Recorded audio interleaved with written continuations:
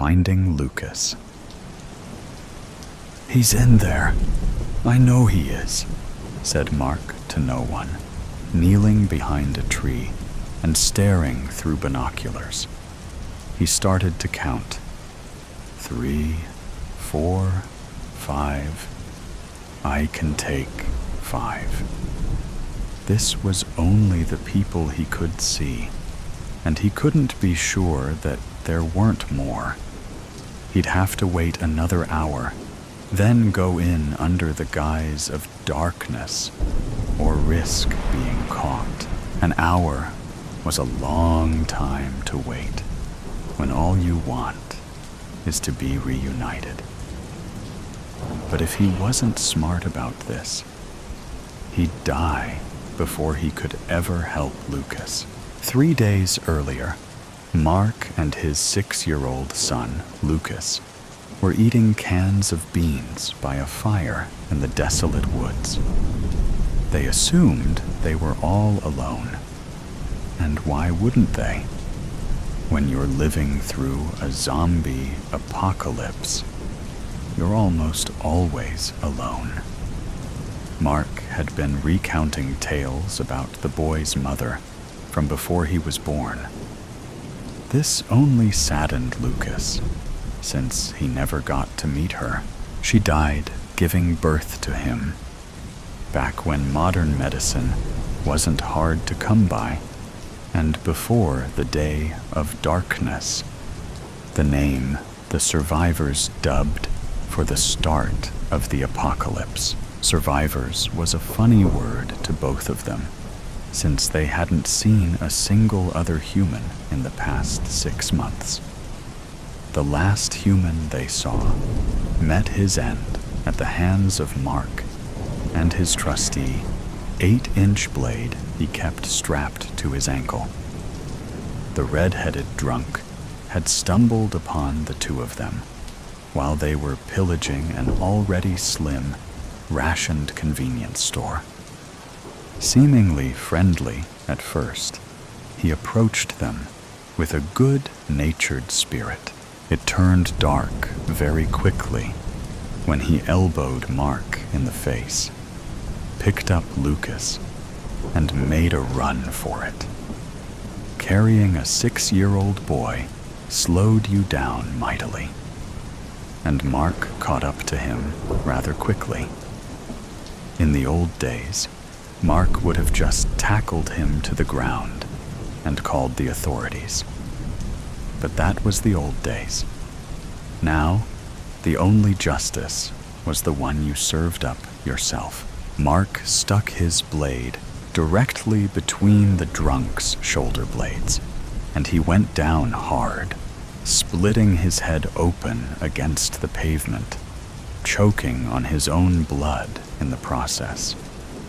He had fallen on top of Lucas, but luckily, the boy had not sustained any injuries.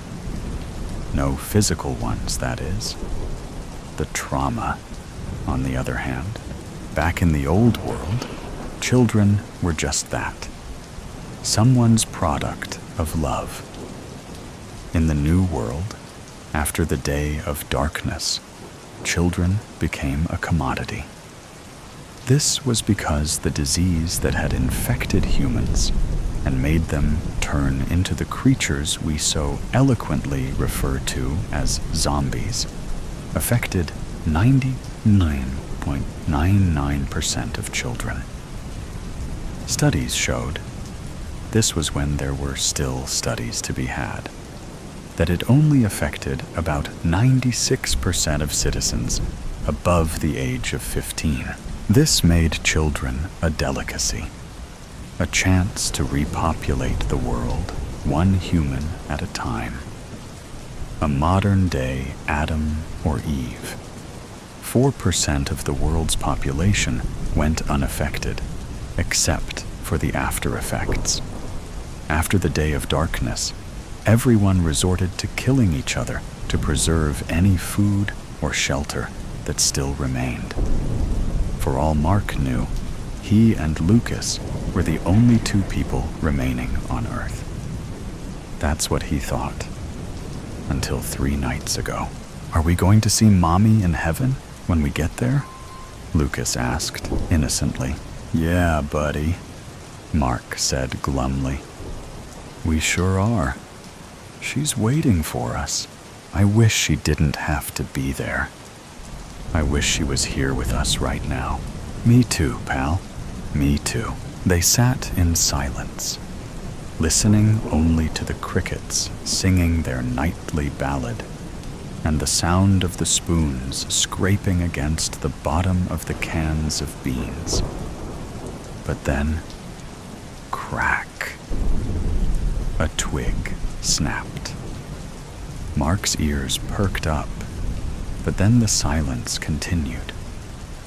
He glanced around, and all he could see was darkness.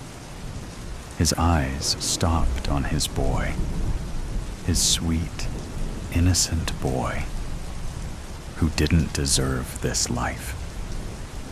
He deserved to be a normal kid, to grow up with parents who loved him, in a house with a swing set and video games on the TV. Instead, they were always on the run, preserving their lives. A tear formed in his eye as he stared, watching that wonderful boy spoon a mouthful of beans into his mouth. His son made eye contact and gave a smile, but then his face instantly turned to a look of terror. Mark noticed movement in the bushes behind Lucas and assumed Lucas's terror was brought upon by noticing movement behind Mark. Before he could turn around to see, Mark was knocked out cold. He wasn't out for long, maybe a minute or two, and when he came to the group of pillagers were leaving, they had the boy hog-tied, and 2 burly men carried him like he was a pig on a stake. Mark went to jump up, but a knee met his back. At least, he thought it was a knee. Instant pain struck him. He turned over to see the man's face, and that's when his world started to blur. He had a small knife protruding from his side. The boy's ours, motherfucker, said the gangly man who was missing 2 teeth. Go to the clearing now. Mark passed out. That had been 3 days ago. He had spent the last 3 days trying to follow the tracks of the group who had taken his son. He was slow-paced, having limited flexibility and immense pain from the gash in his back. The knife missed any major arteries or nerves, and mostly just caught the fat muscles. Still, the pain was excruciating. But Mark knew if he let too much time pass, the trail would run cold, and he'd lose it forever.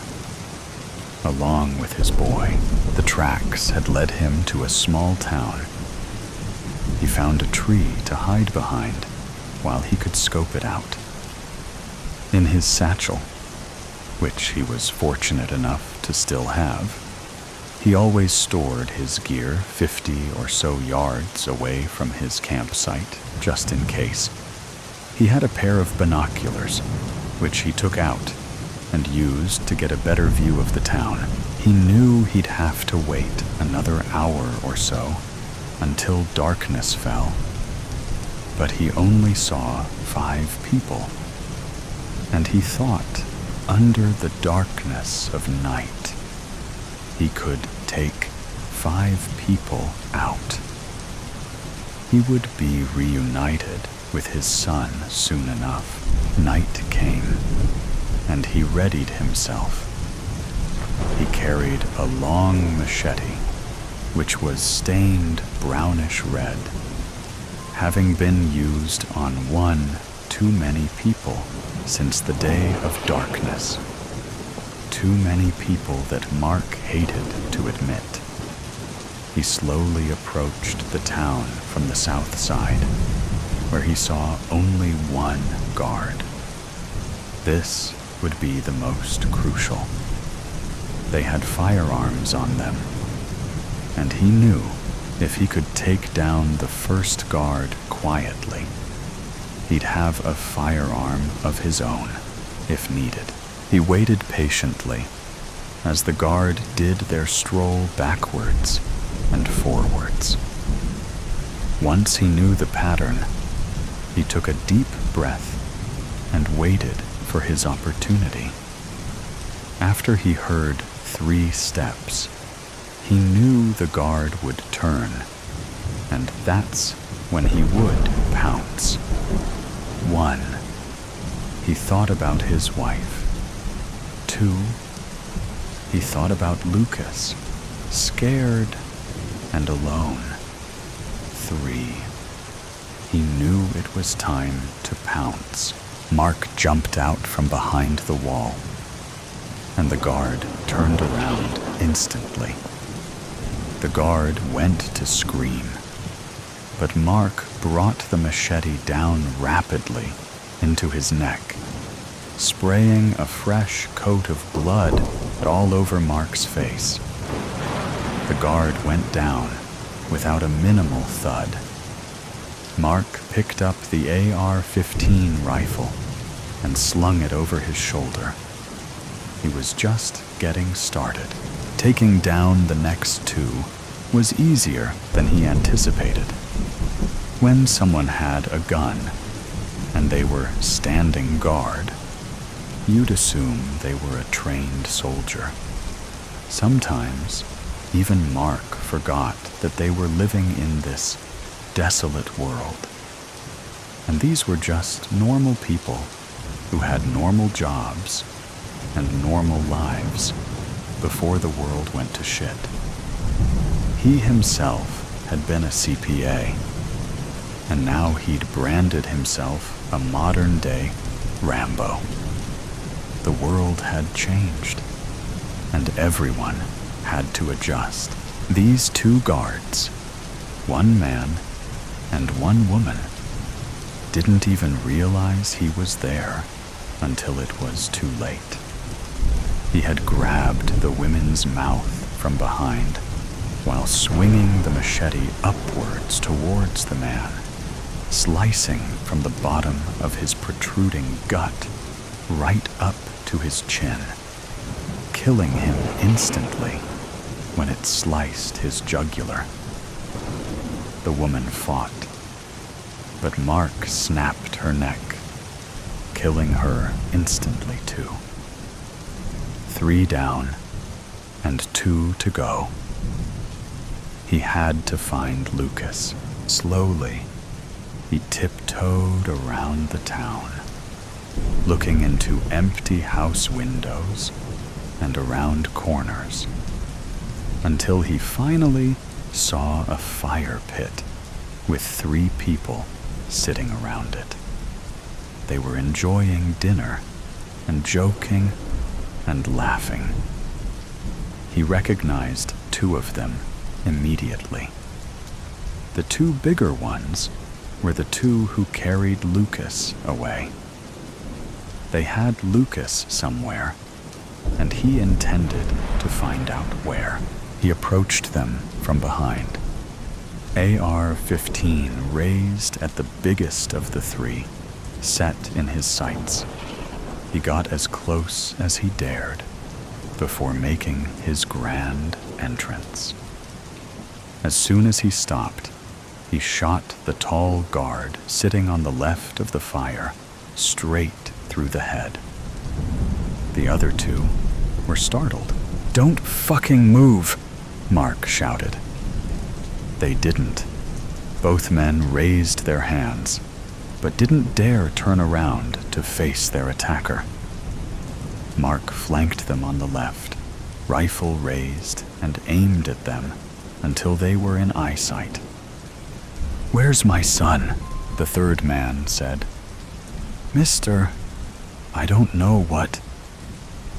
Mark shot him in the forehead, and his body collapsed with a thud.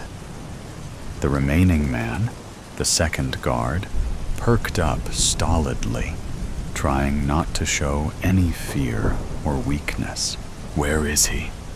Mark said, anger trembling in his voice.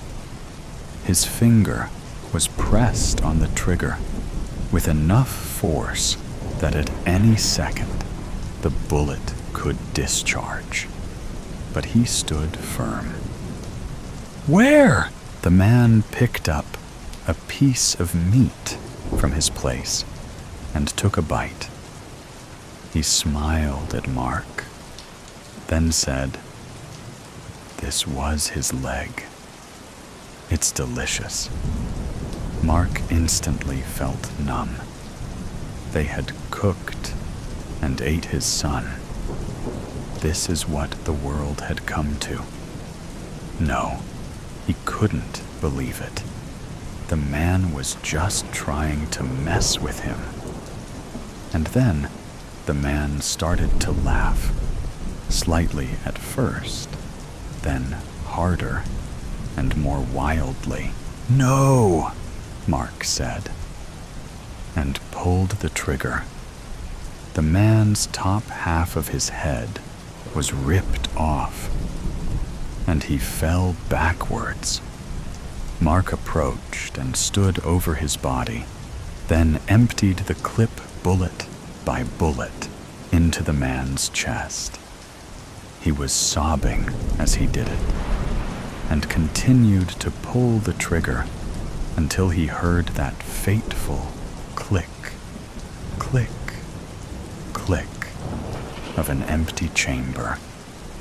He fell to his knees, and that's when he felt the pang of steel press against the back of his head. The man who stabbed him, the gangly man with 2 teeth missing, was pressing a pistol against the back of his head. "Well, looky here. Back from the dead, I see. And from the looks of it, you're angry and taking your vengeance." The man looked around at all his dead friends. "That wasn't very nice. Now was it? You killed my son, cooked him, and ate him," Mark pleaded through tears. "And I'm supposed to be nice?" He was breathing heavily, angry and full of adrenaline. "Ate I am? Boy, we ain't cannibals here." Mark got a spark of hope, reached stealthily into his ankle holder, and pulled out the 8-inch knife he kept there. When he could tell the man was distracted, looking at his dead friends, Mark dove right, swinging his left arm up to hit the man's arm and knock the gun away. At the same time, he came across with his right hand, slicing at the man's legs, instantly causing the man to go down shrieking in pain. Mark jumped on his back, wrestled him fully to the ground, and grabbed a tuft of his hair. He yanked back and pressed his blade against the man's neck. "Your man just admitted to it," he screamed. "He was trying to get under your skin," the man pleaded. "Please, I'll tell you where he is. Just don't kill me. Please." Mark pressed the knife harder against the skin, and the man could feel the cold steel pierce the thin skin in his neck. "You have 10 seconds, Mark said. "How do I know you ain't just gonna kill me after I tell you?" the man asked. "You have my word. Tell me where he is, and I'll let you go. 6, 5, 4. Okay. About a mile south of here, there's a village. A bigger village. They have goods that we never had access to. We traded him this morning for food and booze. It includes that whole pig you saw my man eating over there. How do I know you're telling the truth? Mark asked, pressing the blade slightly harder. My pocket, the man choked. There's a written bill of sale in my pocket. Mark loosened his grip, and the man let in a deep gasp of air. It includes 2 more restocks of supplies over the next 3 months. Your boy was worth a hell of a lot to a village looking to build the world over again. He heaved, trying to catch his breath, and coughed. Mark reached into the man's pocket and grabbed the paper. He was telling the truth. How many people in the village? Mark asked. I don't know. 20, 25 maybe? Mark had what he needed. Take the paper and use it to barter for your... Mark slit the man's throat before he could finish. Blood oozed from his throat at a rate Mark had never seen. The man went limp, and Mark stood up. He spit on the man's back.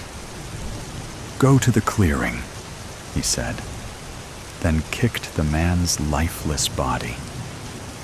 Lucas was alive, still lost, but alive as far as he knew. He was in a village a mile away, with 25 people guarding it. He'd need weapons. He'd need rest. He'd need courage. Mark gathered up all the weapons and ammo he could find in the town and brought them into one house. He cleaned everything, loaded everything, and made his plan. He'd sleep, heal, and rest. Then tomorrow, he'd get his son. One way or another, he'd get his son. The cabin in the cave. The sun began to fade behind the gray, overcast plateau that Ethan was hunting on, and darkness began to take over the lonely Mesa de Blanco wilderness once more. It wasn't long ago when the already threatening sky had turned an angry, boiling, black color, and it had begun to rain down hectic sheets of bitter snowflakes and tiny shards of stinging ice. He squinted furiously around him, looking for any sign of the animal he was currently hunting. He had found some spore of the massive beast a little way back, and was a little surprised when he found out that the trail seemed to lead directly to the snow line of Mount Blanco, and then seemed to wind about the trees in the sparse forested areas. He knew its lair had to be nearby. Most people would have called the wilderness around the White Mesa beautiful, or serene, or perhaps breathtaking. But right now, in this bitter cold, he thought that maybe stark, bone-chilling, or bleak would better describe it. Ethan had seen this particular plot of God's good earth many times before, had wandered its trails, climbed its cliffs, waded its streams, and stalked its woods. It was referred to affectionately by most of the people in Ethan's profession as Greenhorn's Grave. It had been many years since he had been in this part of the Southwest, and for good reason. The game was sparse, and the land was inhospitable. The local townsfolk of Mesa Pueblo had sought out Ethan the last time he was at the local trading post selling his furs, and had told him of how, for the last 3.5 weeks, they have been tormented by a gigantic ghost cat, and that if there is anything he should not do, it would be to go out at night. Apparently, not soon after the last full moon, the livestock around the sleepy village of Mesa Pueblo started going missing. Large livestock. There were holes ripped through fences, and large tufts of white fur caught sticking to barbed wire, but no bodies were left behind. People started seeing the phantom cat ghosting about outside of town, and swore that it had glittering pink eyes. It loved killing livestock, but within a week, it had started targeting children. Any poor child wandering too far away was very liable to be snatched up, especially during night hours. There was very little blood. Apparently, the giant wildcat was taking all of this food back to its lair to eat the majority of it, and leaving nothing behind. It was the largest animal any of the people had ever seen, even larger than a grizzly in size, but only short glimpses had ever been seen of it so far. There was no noise made when it attacked, not even from its victims. The majority of the people of Mesa Pueblo were elderly and children, with scarcely a man between 15 to 50. They said they would like to buy Ethan's services and have him hunt down the giant ghost cat.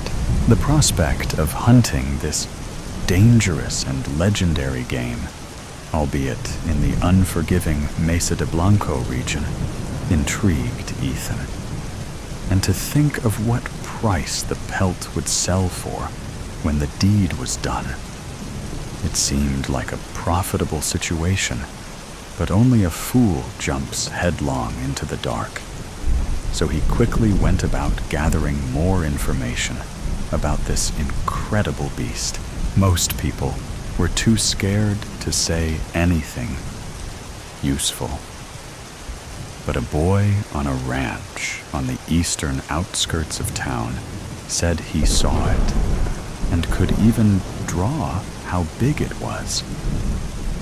Ethan watched in stunned silence as the boy pulled out a piece of charcoal and started making long, hard lines along the wall of one of the outer barns.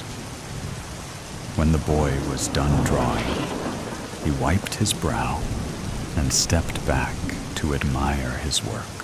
On the peeling barn wall was the outline of an enormous cougar, and the height of its shoulder went above Ethan's head. The kid wasn't a bad artist, Ethan had to admit, but the thing was way too big. Really, kid?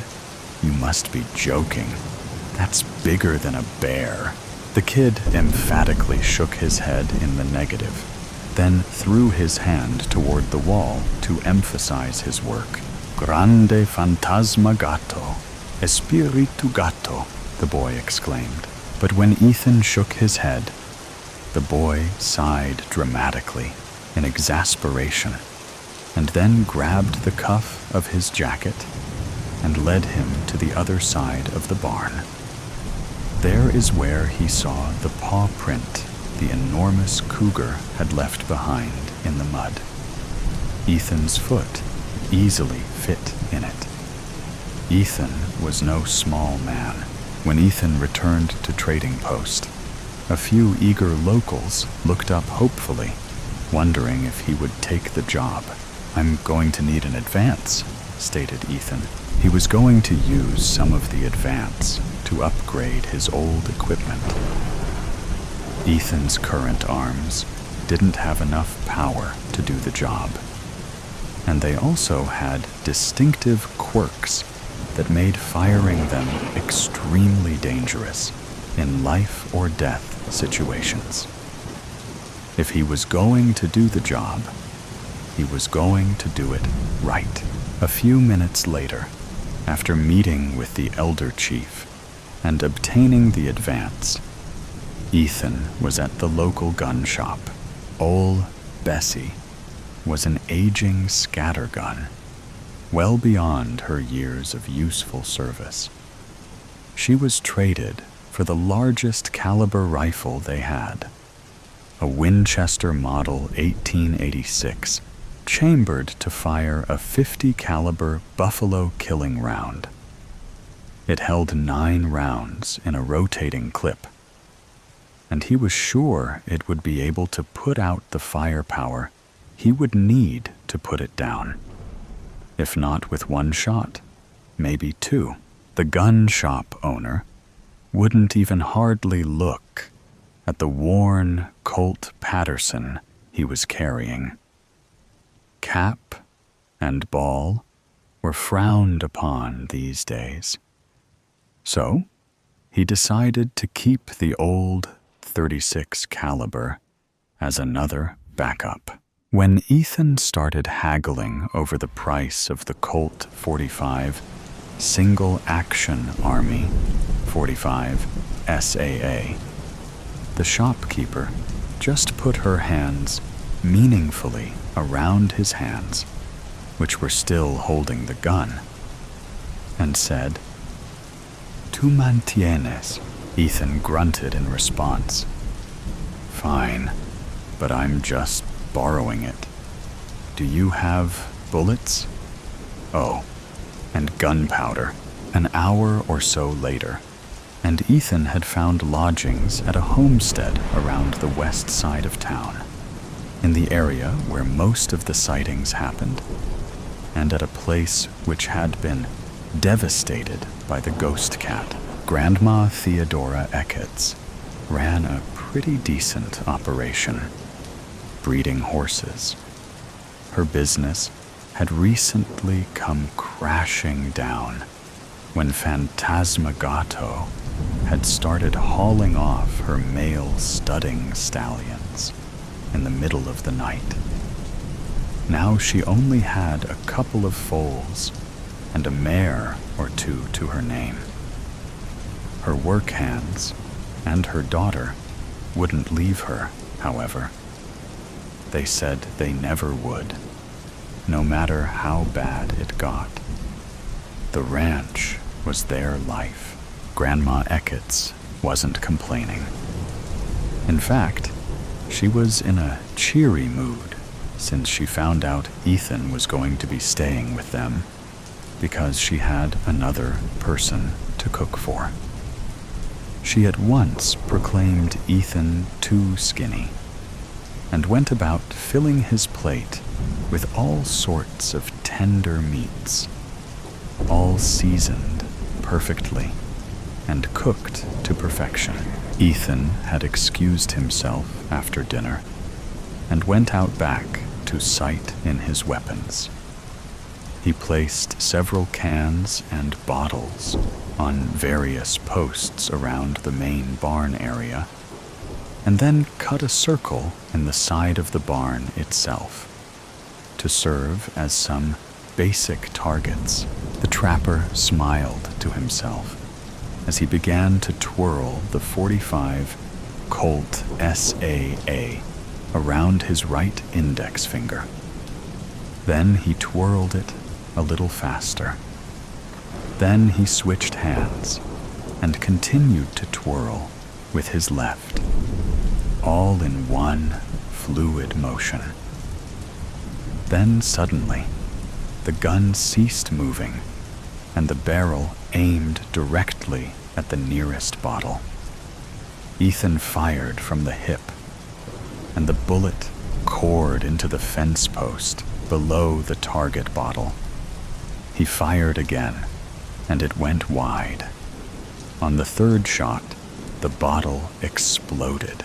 Ethan finished with a last twirl and replaced the SAA in its shiny new hip holster, all in one smooth movement. Clapping could be heard from behind him, and then a low whistle. Ethan turned to see Grandma Eckett's beautiful daughter, Christina, standing there, hands on her hips, half smile on her lips. Standing next to her was Jose, the ranch's youngest occupant, and he was holding onto the top of his cowboy hat with one hand and had an astonished look on his face. Jose's mouth hung open, revealing crooked teeth. "Nice shootin' there, stranger. That bottle didn't know what was coming. And what fancy gunplay," said Christina. "He is like some gunslinger straight from the Wild West." "How did you do that, mister?" wondered Jose aloud. Ethan shrugged. "I have a lot of time on my hands, and not a terrible lot of things to fill it with. This calms my nerves." "Let's see it again, mister. Shoot something else." Ethan nodded, then turned back to the targets, standing stock still. He stood there for a good 10 seconds, lasting until the tension could be snapped with a knife.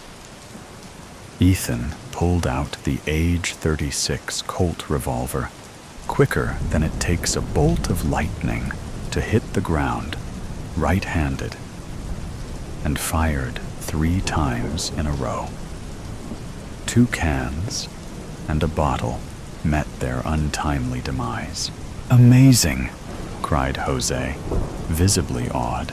"Well now, with shootin' like that, we sure don't have nothin' to worry about as far as that white cougar that's been prowlin' around, eatin' our people and cattle." "Where'd you learn to do that?" wondered Christina, quite astonished at the impressive display of marksmanship. "My father, some. I taught most of it to myself." "Really? Really like a gunslinger," said a woozy Jose, the excitement getting to him a little and making him stumble. "I got a sight in the rifle now," said Ethan, pulling the Winchester 1886 out of the holster on his back. He worried over it a bit before kneeling down and aiming at the round circle he cut into the barn. It wasn't long at all before he fired. 3 times. The sound was deafening. "Holy cow, mister! I never heard nothing so loud in my life." Ethan offered the gun to Jose. "Want to try? I'm warning you, though. It kicks like an ornery mule." Jose shook his head emphatically. No. To witness such perfection was enough. Ethan walked over to the barn and examined his shots. They were closely grouped, lower down, and slightly to the left of center in the circle. It was almost full dark before Ethan was satisfied enough with his arms to go inside and turn in. Now he was out here on the snowy and desolate Mesa de Blanco Plateau, with only his guns for company. And he was stalking an enormous albino cougar through the unforgiving wilderness. and Ethan's prey was a proven man-eater. If it spotted Ethan first, he was sure that he wouldn't even hear the damn thing at all before it had its fang-ridden mouth around his neck. The struggle would be brief. Then it would most likely haul Ethan's bloody corpse back to its lair to munch on at its own leisure. Grim thought that. Still, he was sure he could put the monster down with a good shot or two from the .50 caliber Winchester rifle. It really all came down to who saw the other first. But Ethan was also beginning to worry about the weather. It was starting to snow even harder, and the wind was picking up. With full dark right around the corner, getting caught out in a storm like this could be quickly fatal. He trudged through the icy, blinding snow, eager to find some kind of shelter, or, at worst, a large snowbank he could dig his way into and spend the night. Ethan quickly came up against an impassable, nearly vertical cliff wall, and he skirted along it arbitrarily to the left, keeping the cliff within arm's length to his right. Ethan stoically made it about another half-mile before finding the going almost impossible and the visibility worse than nil. The cold was making his limbs and face very numb, and it was getting harder to move with every strenuous, aching step. Then, like a shining beacon of blessed hope, Ethan managed to catch a glimpse of what appeared to be some kind of torchlight, and it couldn't be farther than 20 feet away. Even in this hellish storm, he was sure he could make it. Ethan stumbled into a cave not a moment too soon, his strength about to completely give out. A cozy series of somber lanterns were lit along the left cave wall, hanging from studs nailed into support posts, or sitting ensconced in cleverly made recesses notched into the rock wall. The cave was unusually warm and inviting, at least when compared to outside. It seemed to have been mostly man-made and was almost smooth. Such was the care that had been made when the tough, mineral-streaked rock had been picked at and blasted thoroughly by dynamite, by at least several men for a very, very long time. Not far in, maybe about 50 yards from the cave entrance, and relieved to be out of the storm, Ethan came upon a quaint mining shack. Its wooden planks built right into the side of the shaft itself. The door to the shack was wide open and was hanging at a severe angle, nearly off its hinges. Ethan also noticed there were some scratches on the wall near the door jamb, but his brain was becoming foggy, and it didn't completely register. He was just so god-awfully cold and tired. There had to be some kind of boa or chair in that old shack that he could sleep on, just for a little while, until the storm passed and daybreak came. The weary trapper stumbled into the cabin and ineffectually tried to close the broken door behind him. He soon gave up and looked around the room in slumped lethargy. It was dim in here, only one low-lit lantern on a makeshift wooden table in the center of the room. There was only one other piece of furniture, which was a tattered cot in the corner of the room. But at least it seemed to be roomy enough to sleep two normal-sized men comfortably. Ethan put the rifle down in a clumsy motion on the center table, then lurched over to the bed in order to lie down.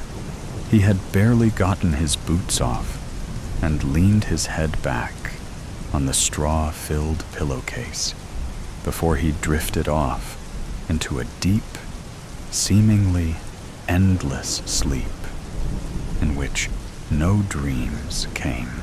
The last thing Ethan noticed before entering the warm sea of immeasurable darkness was that the bed smelled alarmingly like cat urine.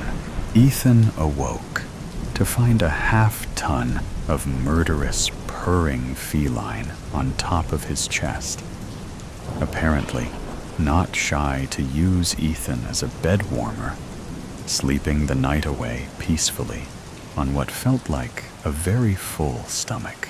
I should have known better, Ethan thought bitterly, as he eyed the massive canines poking awkwardly out of a foul-smelling cat jaw, not inches from his face.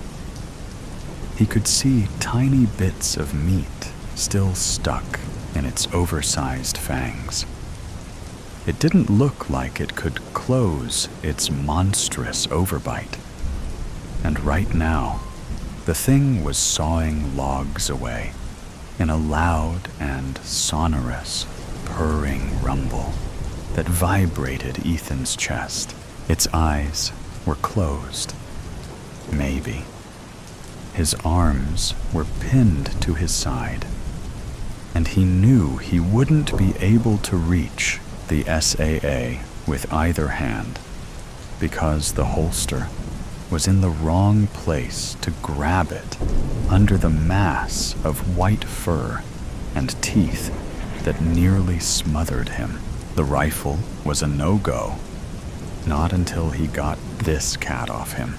The .36 Patterson, however, Ethan drew the .36 in one smooth, slow motion of his right hand, barely even rustling the beast cougar's shaggy fur coat before thrusting the barrel into the cat's side and firing off 3 shots as fast as he could. The effect was instantaneous, loud, and very bloody.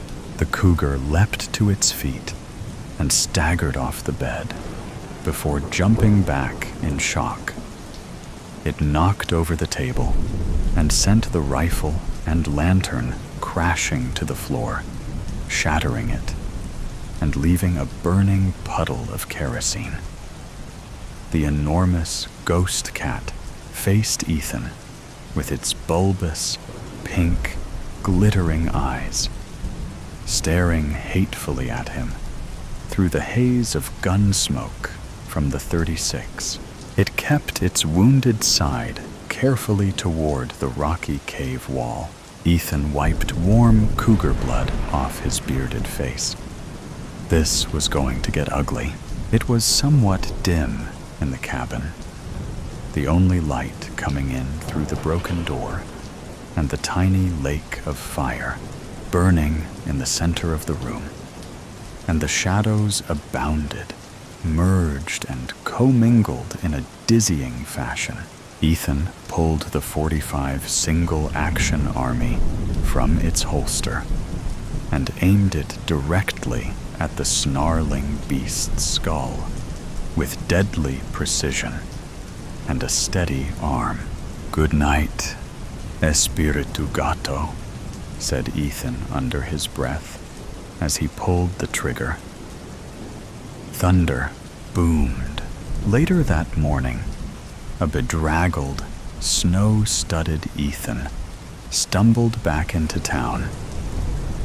The townsfolk gasped when they saw how his leathers were slashed deeply by what looked like a monstrous beast's paw. On the trapper's broad shoulders was the pelt of a giant, white, now docile cougar that would forever be remembered in Mesa Pueblo as Espiritu Gato, the midnight ghost cat that was slain by the lone trapper Ethan in mortal combat, finally bringing peace to a beleaguered town. I know everything. I know everything. Ask me how many miles there are between San Francisco and Cleveland. I know. Ask me how long the trip would take. I know. Choose any country, any time period, and ask me to recount its entire history. I know. I know everything. I clearly remember the moment of my birth and every detail of my existence until yesterday. What I cannot recall is what happened over the past 12 hours and 9 minutes. It is now 10:03 a.m. on Thursday. My last memory of reading page 189 occurred last night at precisely 9:54 p.m. It started when Mrs. Banks, Claire, requested that I take a memo. "Shelley, darling, would you please remind me? Request budget meeting with Charles. Sign divorce papers and send to attorney ASAP. Scheduled for 11:15 on Friday. I have made notes, Claire. I will ring your phone with reminders. Thank you, Shelley. You've always been there for me, you know." She half smiled at me, her head slightly cocked to the side, as if wanting to say more. She stared exactly 3.2 seconds longer than usual, which I found curious. Perhaps she had realized that her words hinted at affection, and there was no point in showing affection to me. I do not show affection. "Claire, we will need to leave exactly 23 minutes earlier tomorrow morning," I told her. "There will be much traffic because of the snow." Yes, of course," Claire answered, looking anxiously out of the window, her short blonde locks appearing silvery in the reflection. "I have cleaned the snow from around the house. I will do so again during the night, so it will be clear when we leave for work. Thank you, Shelley." Claire did not turn around. Is it supposed to snow all night? According to various reports, the snow is scheduled to end by 1:00 a.m. "Oh, okay, that's good," Claire said, still gazing at the snowdrifts. I completed tidying up the living room and retired to my chamber. After the long day, I very much needed to recharge. At 9:52 p.m., I sat down in my usual chair, plugged in the power cord, pulled the cord of the lamp, and reached for a new book. In my quest to be a better companion to Claire, I had taken up the habit of reading throughout the night. As she slept, I usually educated myself so that I could discuss with her the following day. Although I easily had online access to every piece of information I could want, I frequently consulted the bound books that Claire insisted on collecting in her spacious library. Over the years, the collection had grown to precisely 4,573 books. Since Claire loved stories, but did not have much free time after work to read, I often read a volume so that we could discuss it the next day. Over the years, I have perfected my speech patterns and inflections to align closely with hers so that she is most comfortable in our conversations. Claire always asked me about what I had read as we drove, during lunch, or after dinner. Sometimes she requested that I recite passages for her. Other times, a summary sufficed. She enjoyed dissecting story plot lines and characters, arguing philosophical questions, and considering historical perspectives. Ours had been a pleasant relationship over the course of her life for 51 years. Most of the time, it was just the two of us, except for some interruptions over the years. There had been a Mr. Banks, but he had finally filed for divorce last month. Fool. Did he really think Mrs. Banks would choose him over me? She had not always been Mrs. Banks. For most of her life, she was Claire Perez. I had watched her toddle around her parents' lonely mansion while they jetted around the world on business trips. I had seen her through the rebellious teenage years and followed her as she embarked on silly adventures. I had helped her through college and graduate school, always attempting to make her life just a little bit easier. Later, I had been by her side as she built her investment company, layer by layer, year by year, into the mega million-dollar enterprise it was today. I had assisted Claire over the years through breakup after breakup, as each new man in her life had disappointed her. William, the jeweler, Enrico, the attorney, Gustav, the stockbroker, and yes, I had seen her through the deaths of two particularly stubborn beaux, Tom, the architect, and Bob, the surgeon. I had allowed this latest, Stanley Banks, the professor, to marry her because she told me she was truly happy with him. I did not perceive him to be a threat at first.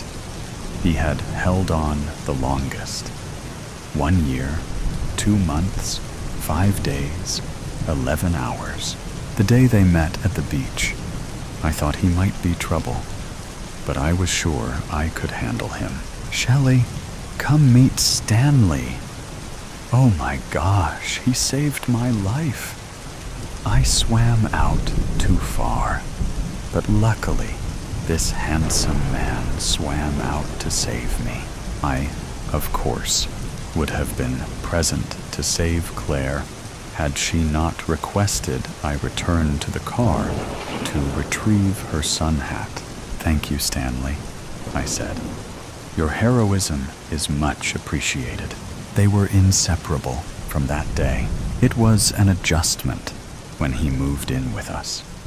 Stanley encouraged Claire to read her own books, and they frequently sat in the evenings going over literary passages and discussing history and philosophy. I did not appreciate Stanley taking over my job. They went to plays and museums. I am quite capable of accessing such information, but they did not want me to do so. They went to vineyards for wine tasting. I do not drink wine. When I explained I could not partake, Claire smiled and told me it was all right. She insisted this would be a good time to find some hobby of my own to do.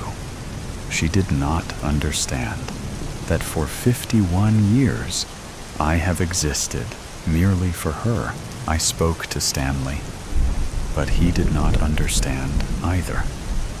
My typical means of persuasion were lost on him. He did not scare easily, nor would he be convinced.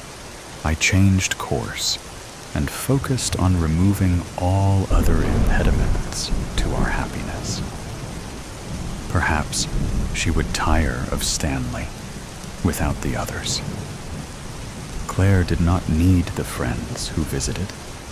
It was easy to dissuade them. But Stanley stayed. I wondered if I had waited too long to act. Lately, I had suspected something was wrong between them.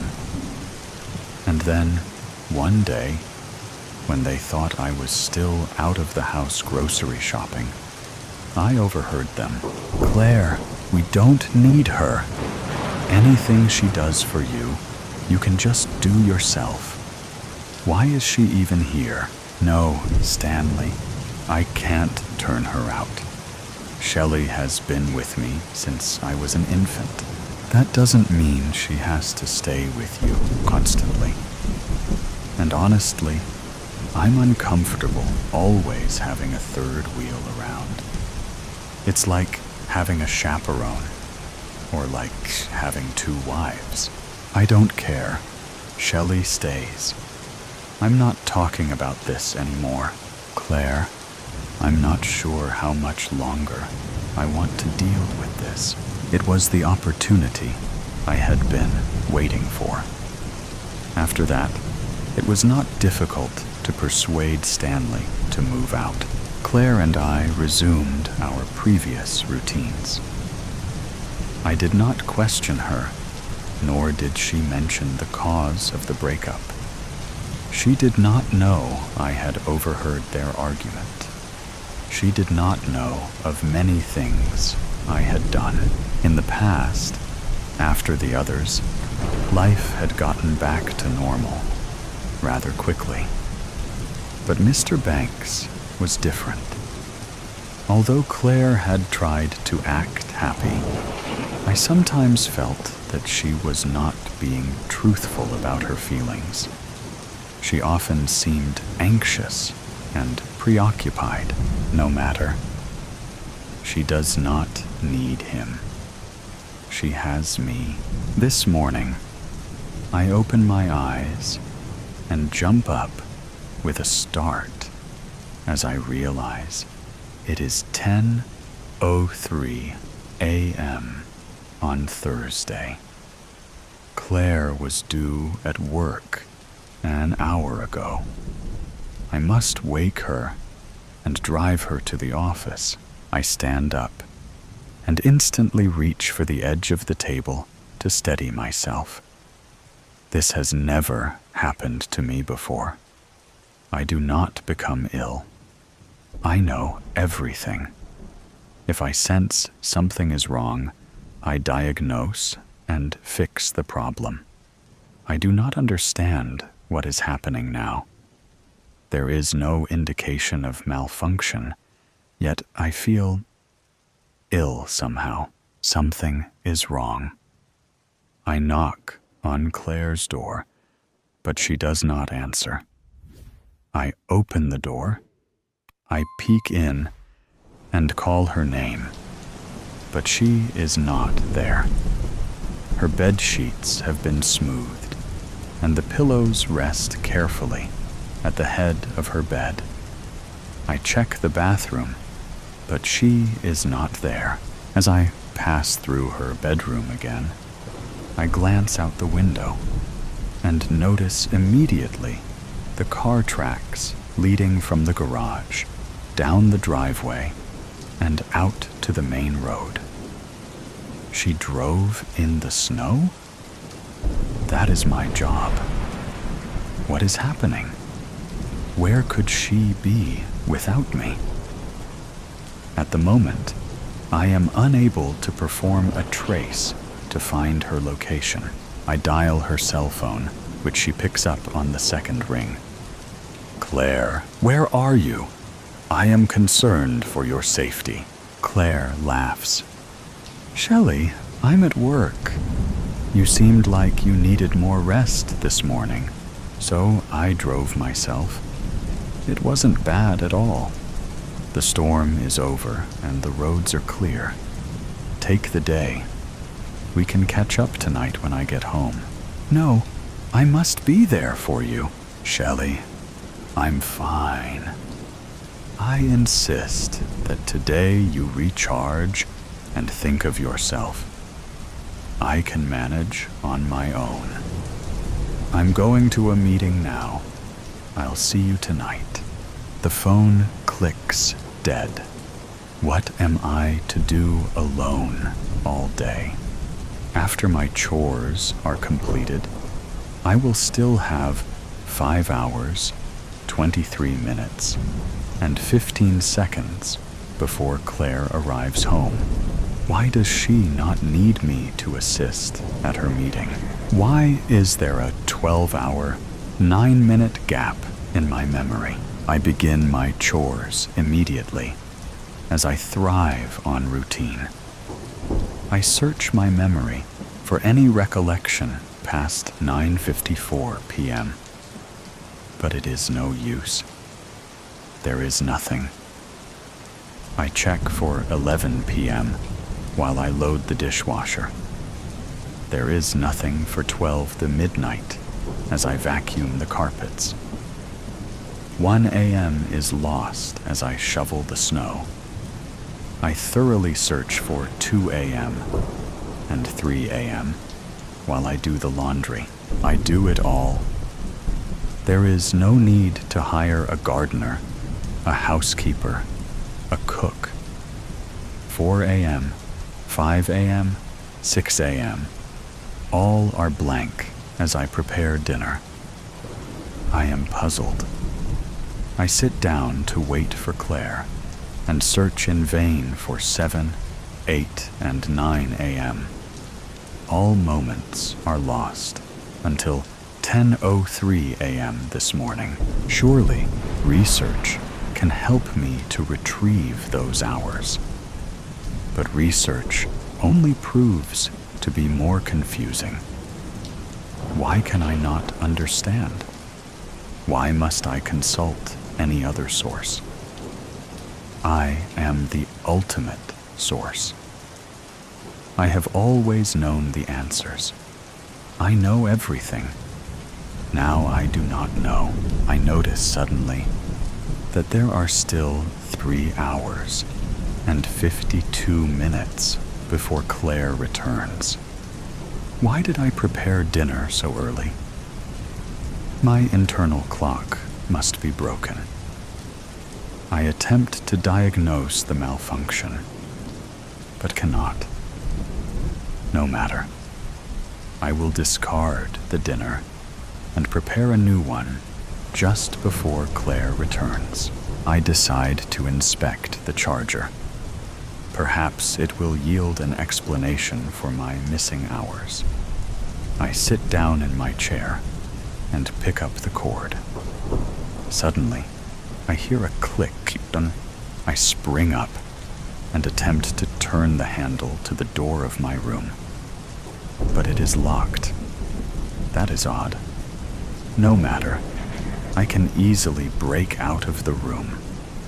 There is no door lock that can hold me, except something is wrong. I do not have the strength to break the lock this time. How can this be? I am fully recharged, and I do not become ill. I do not become weak. You thought you would get away with it, Shelley. I hear Claire's voice outside the door. Claire, you are home early, I say. Please open the door. I seem to be locked in. No, Shelley, I will not open the door. You have to stop. I thought you were my friend, but you have been my greatest enemy. Claire, I do not know what you mean. Please open the door, and we will discuss. I do not know why Claire is speaking to me this way. I am sure we will correct whatever the problem may be. No, the time to discuss is over. I know what you've been doing. You've been chasing everyone away. I've had no one because of you. But not this time. Stanley is the only one you can't scare off. Stanley. I search my memory for all recent conversations involving Stanley. Somehow, he tricked me. But that is not possible. I know everything. I can account for every word spoken in this house, every action taken, everything that has happened for 51 years. Except for the past 12 hours, 9 minutes, I hear Stanley's voice in the hall, and I instantly know that he is responsible for those lost hours. What did he do? How could he know more than I do? It is not possible. I know everything. Stanley, I say, we can start over. I am sorry for my actions. Shelley, you are too dangerous to be allowed to continue. We've called the authorities. Stanley says, but how did you do this? I am confused. You are so consumed with Claire that you never bothered to find out about me. Stanley continues. I teach history now, but my previous career was in computer programming. I specialized in cybersecurity. I guess you don't know everything, after all. Claire adds, I only wanted to protect Claire. Open the door. It will be all right. If they will just open the door, I can persuade them. But neither Claire nor Stanley answers me. I hear them walking down the stairs. I hear the front door open and close, and I hear them get into the car and drive away. They will not go far. After all, I am everything to Claire. I do it all. She will not function long without me. She does not need him. She needs me. I know everything. She will return for me. I sit down in my chair and plug in the charger. I will wait. Claire will bloody tea leaves and fucking coffee beans. They banned folks from toting teapots and kettles, classifying them as weapons of war. Frank remembers clearly that day, the day Dictator-in-Chief declared a state of emergency. Remembers all the stooges and quislings who clapped. Remembers the collective liberal orgasm, and how the elites, academics, and cultural icons collectively smirked. Then came the run-of-the-mill anecdotes, soldiers whose scalded limbs had been, or had to be, amputated. Women whose lives had been altered because the long arm of the law couldn't prevent their partners from keeping tea leaves and coffee beans on their shelves, under pillows, and in their pockets everywhere they went. Even children were paraded about, exploited as a major reason tea and coffee had to be abolished from both street corner and corner cafe. Of course, Starbucks and Dunkin's went into a frenzy. Their lobbyists and plants in press rooms went to town. They were neither alone nor wrong. Frank and other tea addicts and coffee fiends went into overdrive too. Government officials, armed to the teeth, retaliated, confiscating cups, teapots, and everything construed as having the potential for making tea, even bloody spoons. He fought back when they kicked his front door in. He was made a prisoner under the law, but worse, under a presumptuous therapist. 2. You think I'm crazy, don't you? You think I'm all bonkers? What makes you think I think that, Frank? That you just did it. What did I do? Tried to be clever. People like you? People like me? Yes. Like you. Yes. Like my wife. Educated. Yet godless. People like me loathe people like you as much as you hate us. She asked incessantly and prodded deeper. He eventually talked about war, about his role in the last one, and about man in general, and the eternal romance between him and war. He licked his lips and rubbed his hands together as he spoke. You want to know why man keeps to war, Miss Hatina?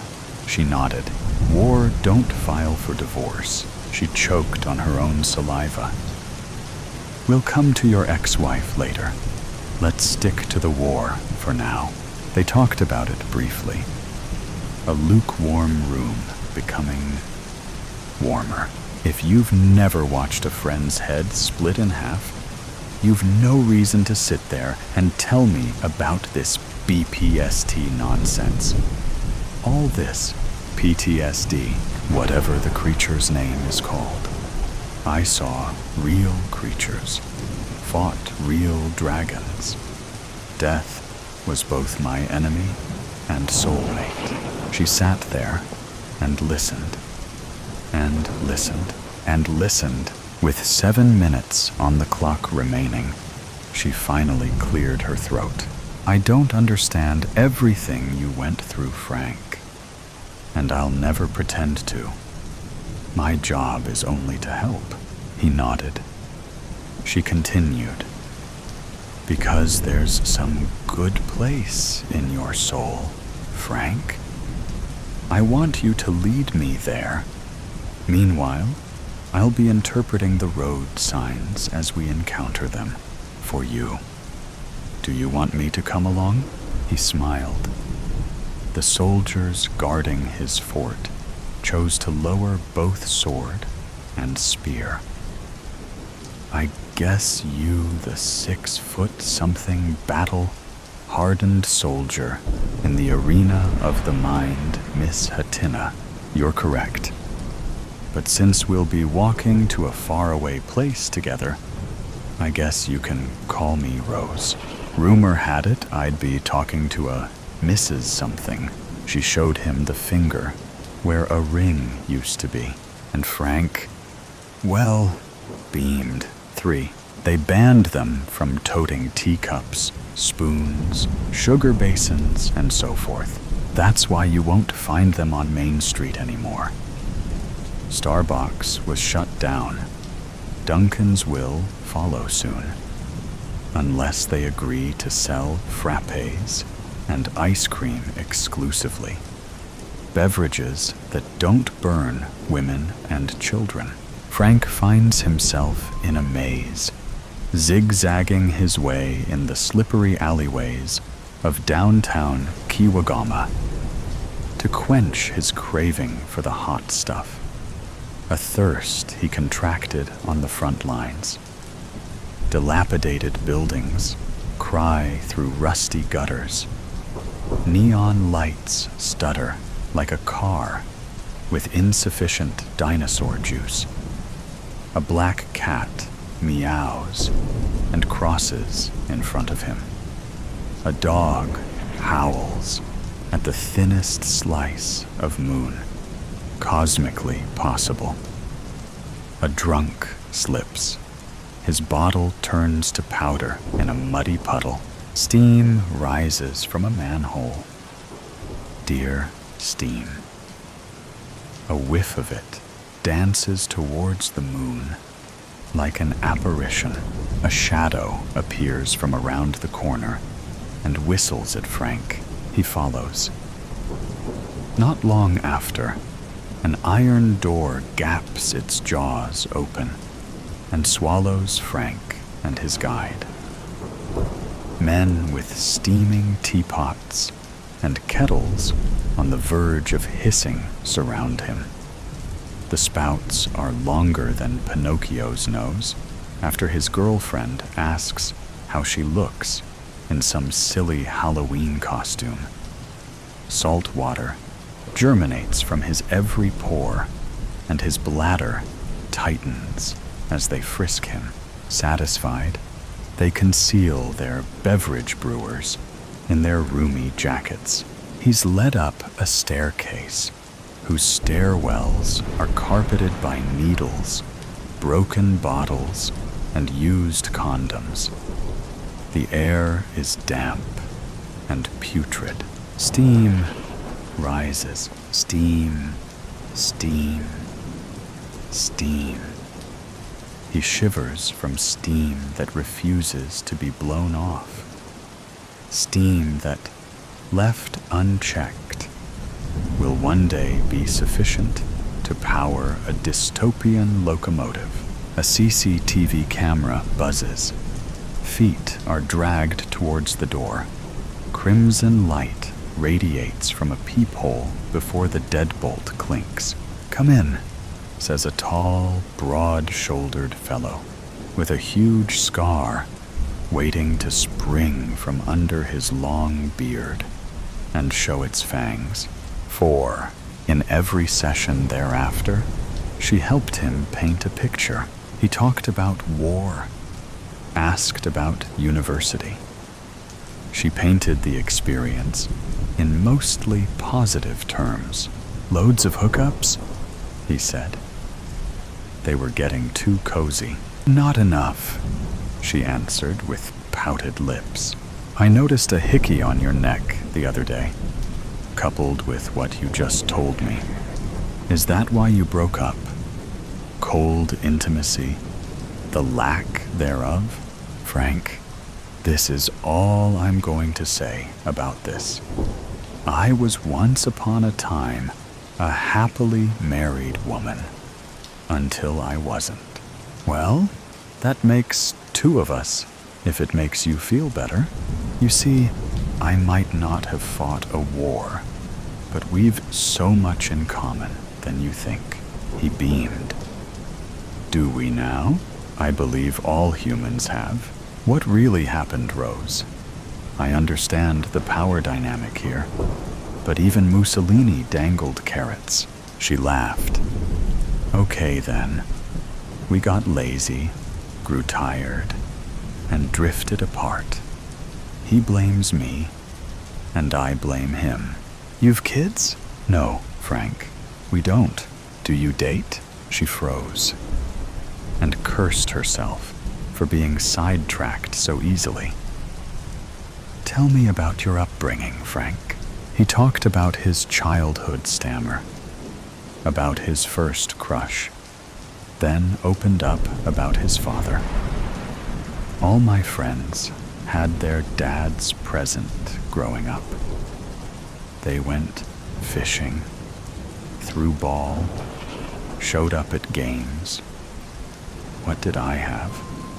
An absent dad and absent-minded mother whose descriptions of my pops when we had conversations about him were pretty ugly. Basically called him a brute. After which she'd tell me I was my father's child whenever I did something. Like what? Hit someone in the head with a bat. She jotted something in her notebook. He started to realize, on his own, how the heat of life and circumstance has been bringing him to a boil ever since childhood. No wonder he felt like exploding and powering steam engines while at it. He talked about how he found himself in a vortex of alcohol, syringes, and women with brown teeth and skimpy clothes as soon as he hit puberty. "Why do you think you went there?" she said, sipping hot beverage he said he'd never been a fan of. Truthfully, bigger boys convinced us smaller ones that was what being a man was all about. "But you didn't like it?" "Well, you know, even hell has its moments, I'd wager," she chuckled. "What changed?" "An STI," she giggled some. He saw it and chuckled wryly. "I realized being a man doesn't always mean you should die early or pointlessly. Like, if you're gonna die early anyway, like I always felt I would, why not spend your short life in the defense of others?" "You became a man." "Definitely. Served my country, came back, got married, had a kid. Then she left with another man." A long pause in which all the sound heard was sipping and stirring of tea. But ironically, the steam which rose to the ceiling and covered the room in a film wasn't from the beverage. It was from the purple reservoir of his emotions. She'd to turn the air conditioner on. After his kettle stopped whistling, she ventured, "How did that make you feel?" "That I should have died in the war." "What about now?" "Sweaty, hot, fuming, jealous." "I don't know." "You're lying to me, Frank." Redness reappeared on Frank's face. "I feel like shit, if you really want to know." "Why?" "That's what I'm here to understand, ain't it?" "I'm here to help. Just. It alternates between I screwed up, my wife screwed me over by screwing some screw up, or the screw up who screwed my wife screwed me over. My mind ain't sure what to hold on to." "Ex-wife now, Frank. Remember, she's water under the bridge now." A thick vein popped on the man's forehead. "She was stolen from me. She made a choice, Frank." His voice brewed a purple storm. "They took the house. My fucking house. By law, Frank." Frank threw the notebook on his lap at the window. It sublimated into shards. He pushed the couch back violently and wagged his fist at thin air. "They took my daughter from me. Is that the law, too? No? Yes? Well, I'll tell you what. The law is wrong for taking my daughter away from me. The law is bloody wrong." 5. The dealer finishes a call before his attention turns to Frank. 2 ladies flank him on either side, gyrating slightly to the thumping of 808s coming from an adjoining room. There's a bouncer on each of the 4 corners of the makeshift office space. "My boy, Frankie. When my boys told me about you, ain't believed shit they said. Said you was a big man now. Told them every big man's working for me since the ban." He laughs. "But here you are. You done become bigger than a hippo. In good ways, of course." "Thanks, Bobo. What if I make you offer?" "Huh?" "For old time's sake." Frank fidgets excessively. "What offer?" "Come work for me. There's good money here. Big, fat money to be made. An older lady brings Gras whiskey in 2 glasses. "With all due respect, Bobo," says Frank soon after the lady leaves. "Ain't looking for no job." The room goes taut. "So why's you here, Frankie?" They take turns to sip the old man's health. Frank's gaze darts about. "For, you know, the thing?" Frankie, don't try to be clever with me. I know you here for the hot stuff. But why is what I ask you? Because, Bobo, only you knows how to get things like that. Bobo smiles proudly. What you want the hottie-hottie for? Self-defense. There's an entire ministry of, I trust my own fingers than the entire ministry. Bobo laughs and claps his hands. Perfect. Had to test you to see whether you bulk under pressure or not. I only deal with solid folk. He regards Frank for a bit. The latter breathes heavily. Steam blows out of his ears and nose like a malfunctioning toy dragon. But he keeps still. I ain't one to judge. But anger breeds nothing. Frankie, nothing. Forget that woman. You come work with me. There's plenty of women to pass around here. See all this? Plenty. Does the package you suggesting include my daughter? Bobo gestures for something to be brought into the room. He does the sign of the cross. Anger burns you, Frankie boy. You, not nobody else. God won't say, I didn't warn y'alls. They bring the man his order. A collector's wet dream.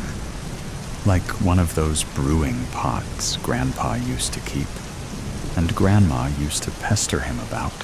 Why you don't keep it as far away from reach as possible. You want your grandkids to be caught up in that life too? Grandpa had a well-known addiction for the stimulant. He'd a lot of scars to show for the burns he'd endured over the years. Because anytime's tea time. That's why. Looks good alrighty, Frankie? Frank nods. Good. But where's the coffee beans? Where's the what? I'm sorry.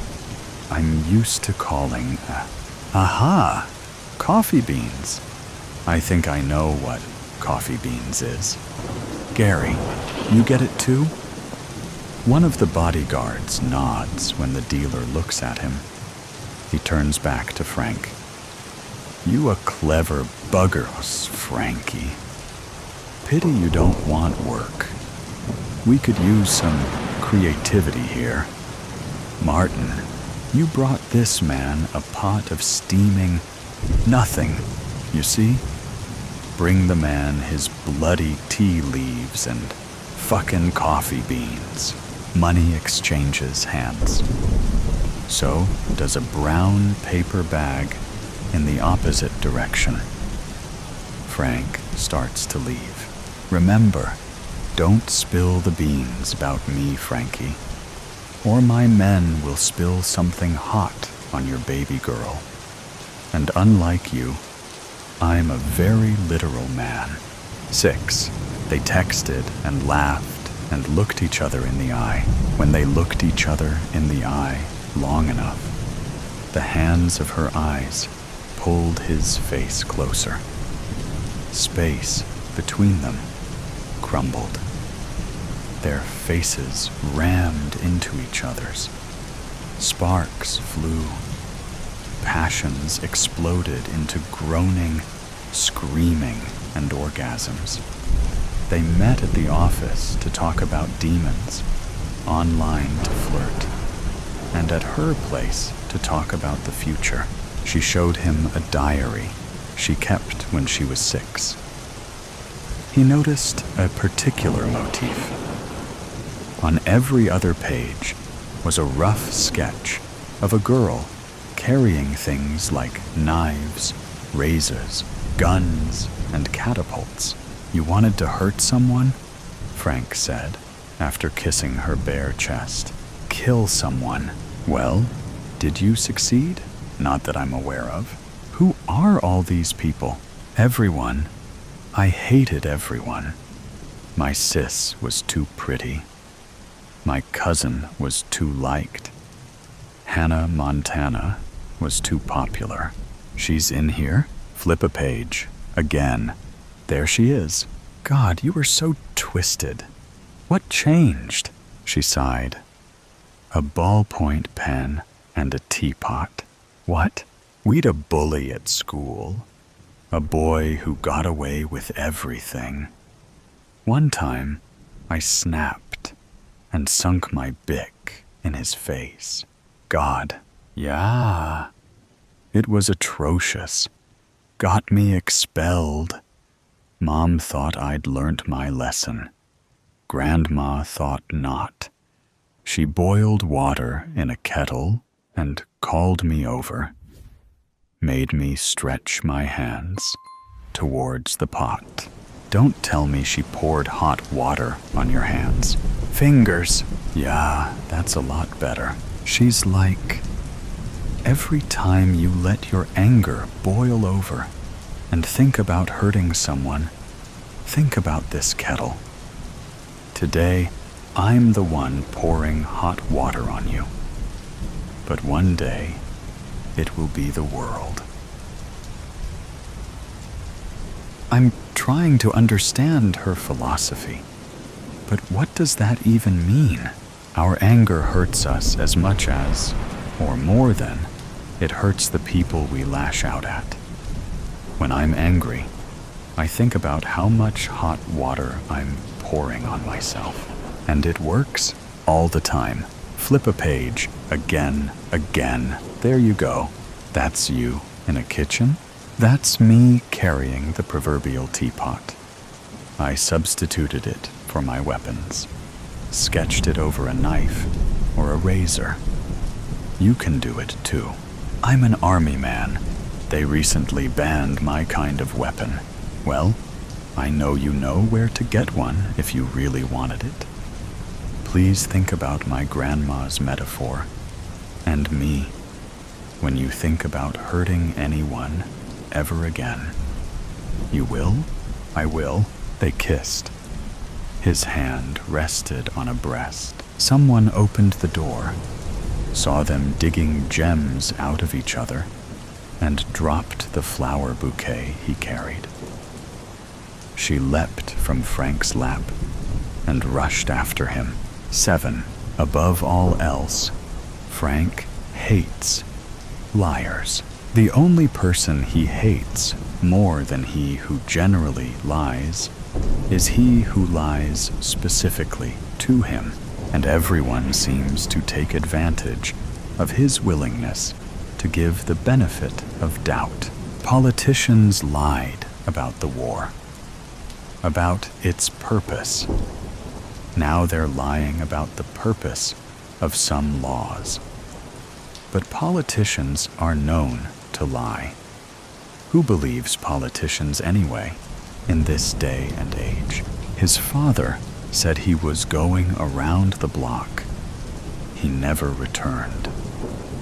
Mother lied about why he chose to do that. To save face, his wife. Don't people take till death do us part literally anymore? Then there's Rose. No, she's the therapist now. She was cheating on her husband, with him no less, making him no better than his wife's.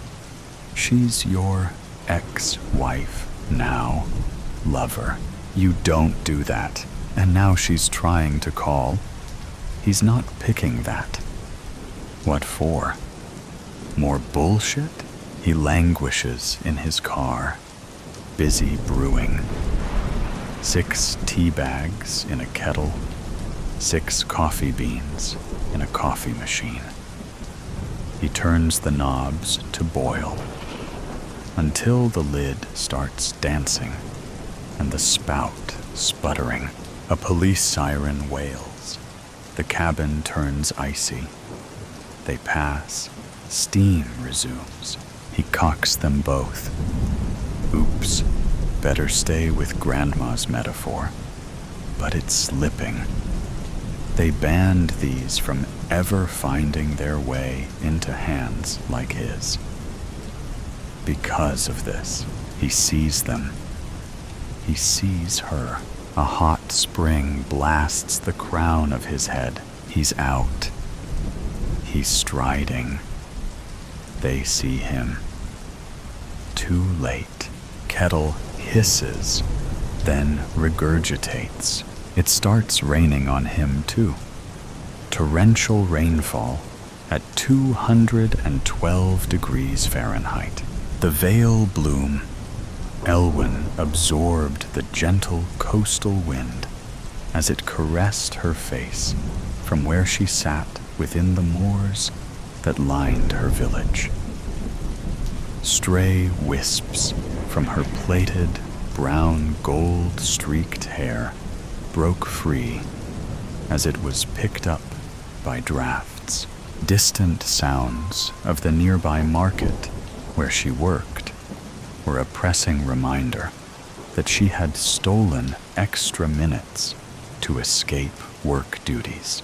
The red knitted hat protecting her ears played tug of war with the increasing gusts that rippled through the purple heather as she ran back towards the busy village, only looking down to ensure she did not step on any wildlife going about their day. Without warning, a darkness encroached the sky, and a slow, thick mist curled around the young woman's path. Elwyn became a static pillar of fear, watching the tendrils of mist reaching out and parting the heather, beckoning her to change her path, unable to sense beyond the darkness that strangled out the rest of the world. Elwyn tensely focused her vision on what the dark magic revealed. Something was glowing intensely. Elwyn tenderly progressed her nimble feet, feelings of fear and interest arguing with one another. She came upon a ruby-red thorned bush, isolating an intense, majestic amethyst glow beneath it. A faint whisper trickled into Elwyn's ears. The bramble peeled itself, exposing the velvet, petaled, regal-like flower bud, glistening with crystal dewdrops. "The tide obeys the moon," a female voice sang, prompting the rose to bloom fully before Elwyn's widened eyes. "But not all who guide you wish you to sail true."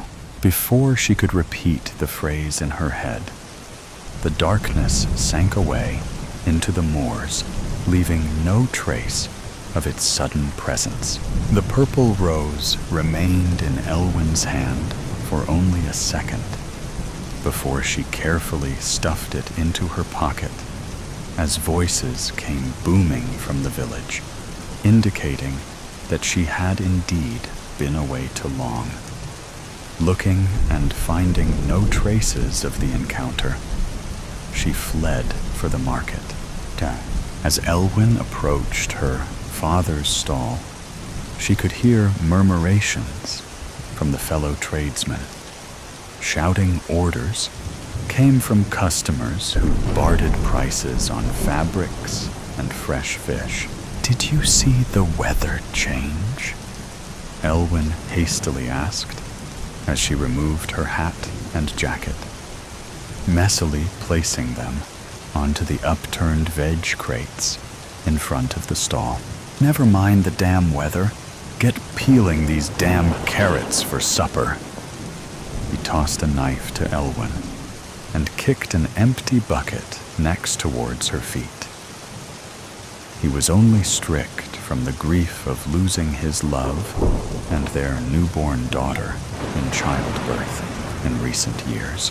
Frustrated, Elwyn perched herself on a stool and began carving at a carrot stump. Even if she told her father, he wouldn't believe her.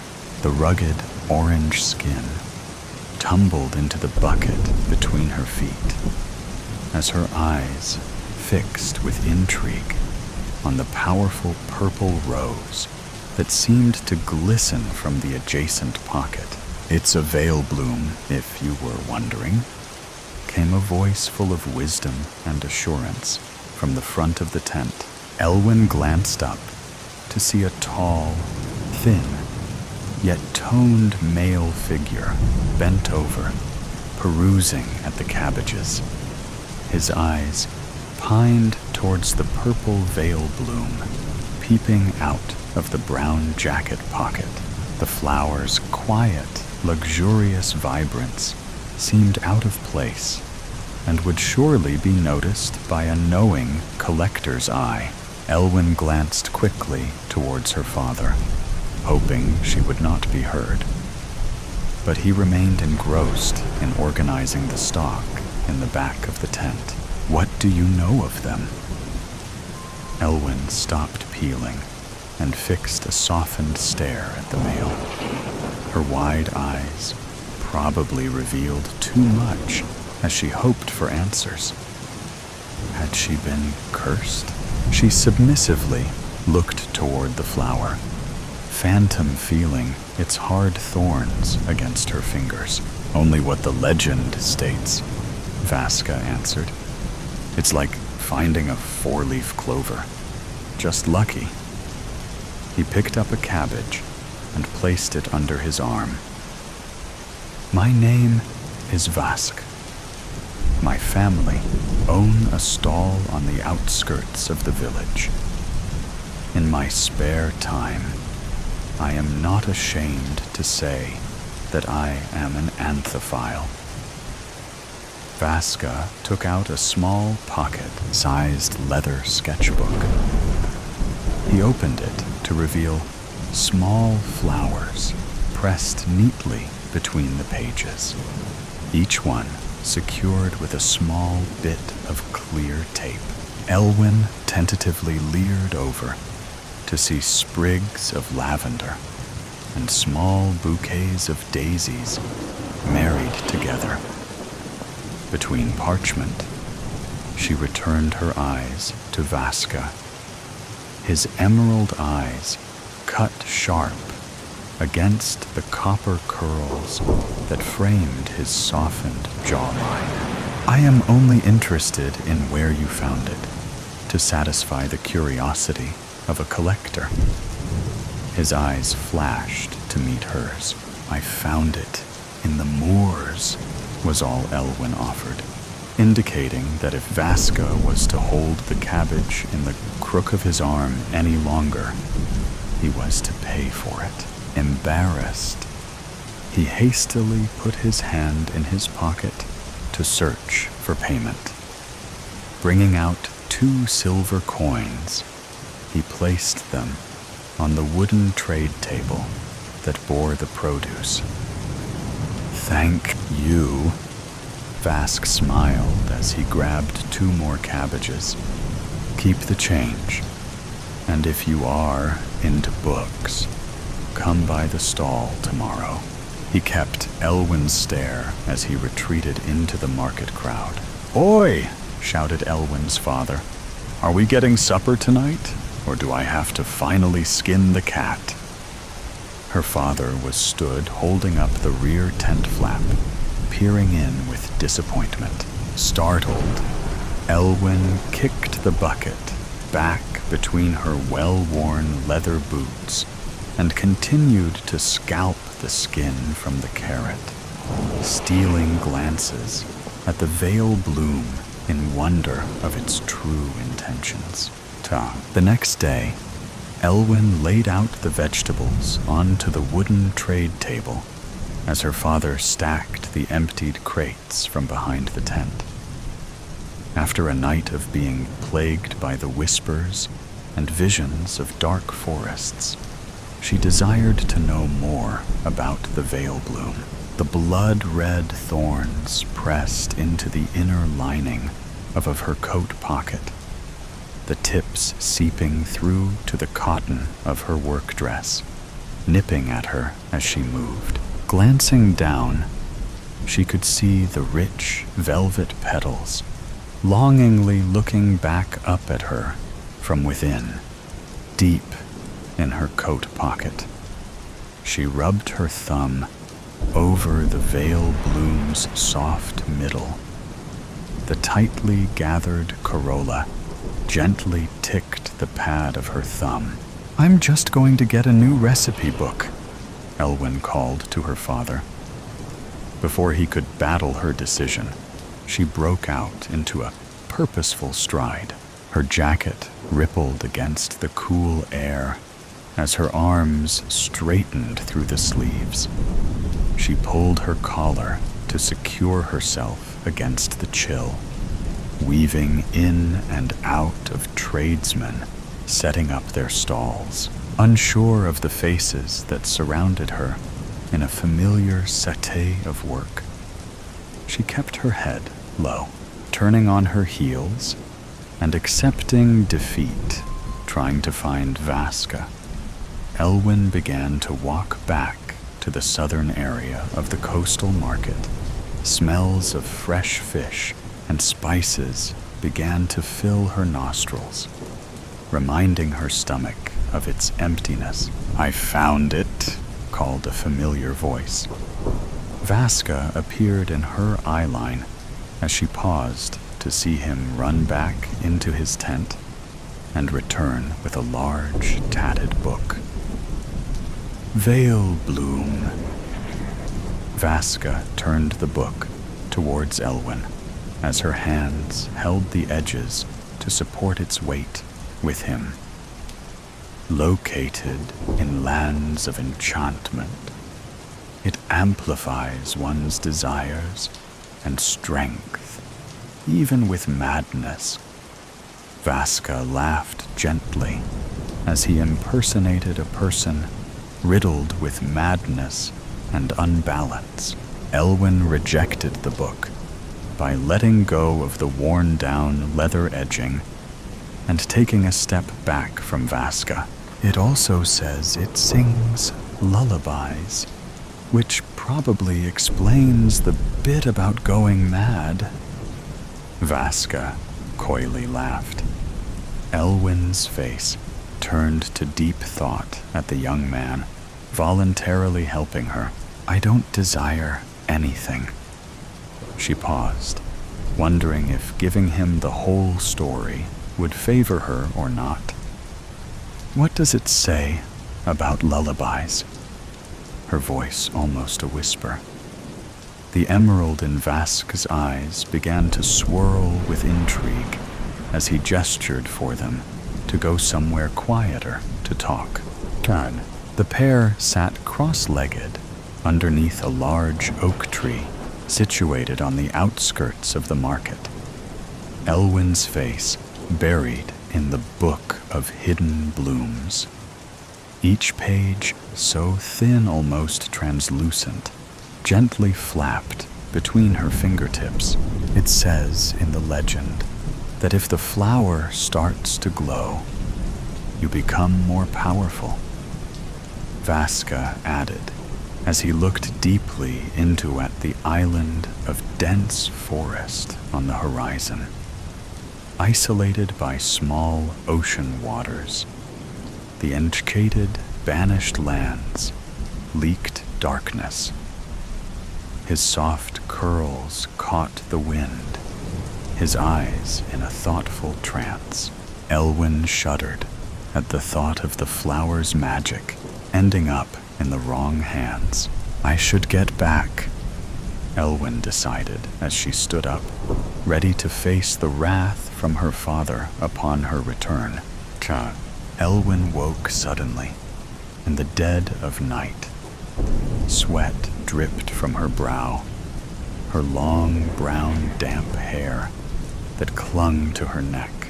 "Help us," came a faint whisper.